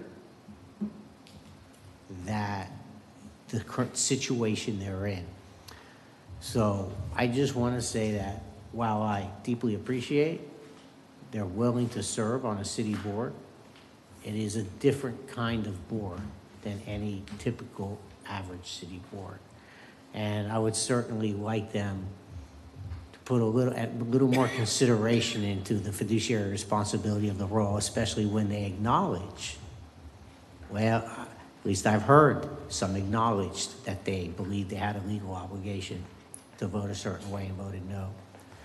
I'm not going to make them, I'm not going to take them to task, but I think it just makes the messaging that we've been trying so hard to get out, the openness, the transparency, much more difficult if we continue that trend. So just a personal feeling on that. I've done this for a while now, and I think it would be a tremendous help if they didn't make it so subjective. Anyway, thank you. City Manager, comments? You have the report, but I have a couple of items that I just want to bring to your attention and also get your blessing on. I have mentioned to you during the briefings about using the second Tuesday of every month, the Coronado Civic Center for community meetings. So any community, any group would like to meet, and they would like to use the Coronado Civic Center. It's first come, first served basis. So I want to just kind of get the blessing. I think you're all guys in agreement on that, but I just want to make it on the record as well. The property at US 1, the southwest corner of US 1 and Canal, that property was leased from the FEC at some point to make some landscaping and memorial. That was in cooperation with the CRA and the Canal Street Merchants. It's about $420 a year. So if the commission wishes, I'll bring that as an item for next commission meeting. Okay, is anyone against that? No. Please do. I think you have a unanimous Okay. approval. third item is the Jimmy Harrell, to kind of recognize him as a community activist in charge of the historic West Side. So a couple of ideas were floating around. One of them was to rename Dust Street in front of the museum Jimmy Harrell Avenue or Drive. Seems like when I brought this during the briefings, there was some support, but I just want to bring it up on the dais. So if the commission wishes to do that, we'll bring at some meeting, kind of look into what it takes to change the street's name and some of the pros and cons and some of the issues, bring them back to the commission at a later date. So. Okay, any thoughts on that from the commission? Commissioner Quinn? I really don't have any objections to it. Just as a generality, I do not like naming things for people, whether they're commissioners, mayors, good citizens, or whatever. Dust Street's Dust Street. The people who live on it will go through a big ordeal of changing all their stuff over. So anything short of the changing the street name's fine by me. There is the museum there, so there might be some opportunity to do something there. Commissioner Sachs? I'm happy that we are considering naming the street after Jimmy. I'm okay with it. I can support it also, but I also like the idea of doing the Mary Street Park. It also has a community garden, and that's what Mr. Harrell was all about, was the agricultural. So, you know, if you're gonna kick it around a little bit, maybe with the local residents and the, you know, see which one probably gets more support. You know, the park and the community garden doesn't have a name on it now, and that was his forte. I mean, that's what everybody talked about during his service, was, you know, how he taught them how to plant things and grow things. And so that may be if we do a combination of both lots, you know, that may be something a little more easier than would be to change people's addresses. So just as a thought, you know, I thought about it a little bit more after our meeting. So, you know, if you want to reach that to the community and see if there's a lot of support for that. If you recall, I brought the idea about the Mary Avenue Park. It's not as used, but I think having that attached to the community garden, I think it probably would make more sense. So I'll look into that. Thanks for the suggestion. My last thing is, I like Commissioner Hartman's idea about recognizing national champs in a maybe like a kiosk sign type of thing at the sport complex. So I'll talk to Rob and then come up with some concepts to the commission at some point. And this way we could recognize, actually go back, you know, as many years as we want if we know who the champs were, and we could do that. So. Great, I love that idea. Okay. Okay, everyone in favor? Fine. All right. Very good. Thank you very much. Okay. Sure. I know it's not in your report, but, you know, with the situation that we just had, you know, with going through, I don't think any one of us didn't support all the residents and the concerns that they had with what's going on over there. I don't know if you can open up a conversation with the county and see what we can do about maybe more trash receptacles on Matthew. You know, they provide portalets on the drive part of the beach. You know, is that something going forward maybe they should consider, especially if we're having, because otherwise, you know, we're going to have a lot of, like they said, there's going to be a lot of call for service for both police and code enforcement every time somebody sees a trash bag in a parking lot. So, you know, if there's some way that we can work with them and maybe kind of target, you know, going forward those areas. And not just Matthews, but maybe some of those other walkover things, you know, that provide trash receptacles, you know, beachside. I mean, we provide a lot of services now through Linda Hinline and all those with picking up the trash on the beach for them. So we do save them some money that way and some funds. So maybe we can work with them with kind of, you know, enhancing those areas a little bit. Just cut down on some of that. I've talked to one of the residents this morning. I think she's one of the who spoke. And I looked at the aerial, a current aerial. Actually, there is garbage cans on that beach access. But I told her that I will reach out to the county and see. I think she reached out to the county and they told her that they don't have any funds in their budget for any restrooms or portable potties. But I was going to reach out to the coastal manager and also to the deputy county manager, just to talk about restrooms in general and see if there's anything on the horizon in terms of their planning. And if not, we'll encourage them to do so. Yeah, on that note, real quick, they own the entire parcel. They don't own the business, but there is a little grocery store in there and it has public restrooms. One of my thoughts is they should put signs up saying public restrooms available in the dollar market or whatever it's called. I mean, you talk about if that's my business, I want that flow. I walk into a grocery store to use the restroom, and I'm always spotting something that I want to buy. So maybe we can make that suggestion to use that they can designate, they can negotiate with their leasee about allowing some public restrooms in there. And you know, the restrooms that we built in our parks and also on Pine, I mean, they're off the grid. Mm-hmm. So they're solar, number one. Number two, they're very basic. Yeah. I mean, so he could build, we'll talk to him, he could build a small restroom on site. Yeah. That it be reasonable, that he doesn't have to have any electric or anything. So I think it would be a good idea. So we'll reach out to him as well. All right. City clerk report? No further report. Okay. Thank City you. attorney? Nope, thank you. All right. Other than saying, Commissioner Colodi, you hung in there like a champ. Barely. Meeting is adjourned.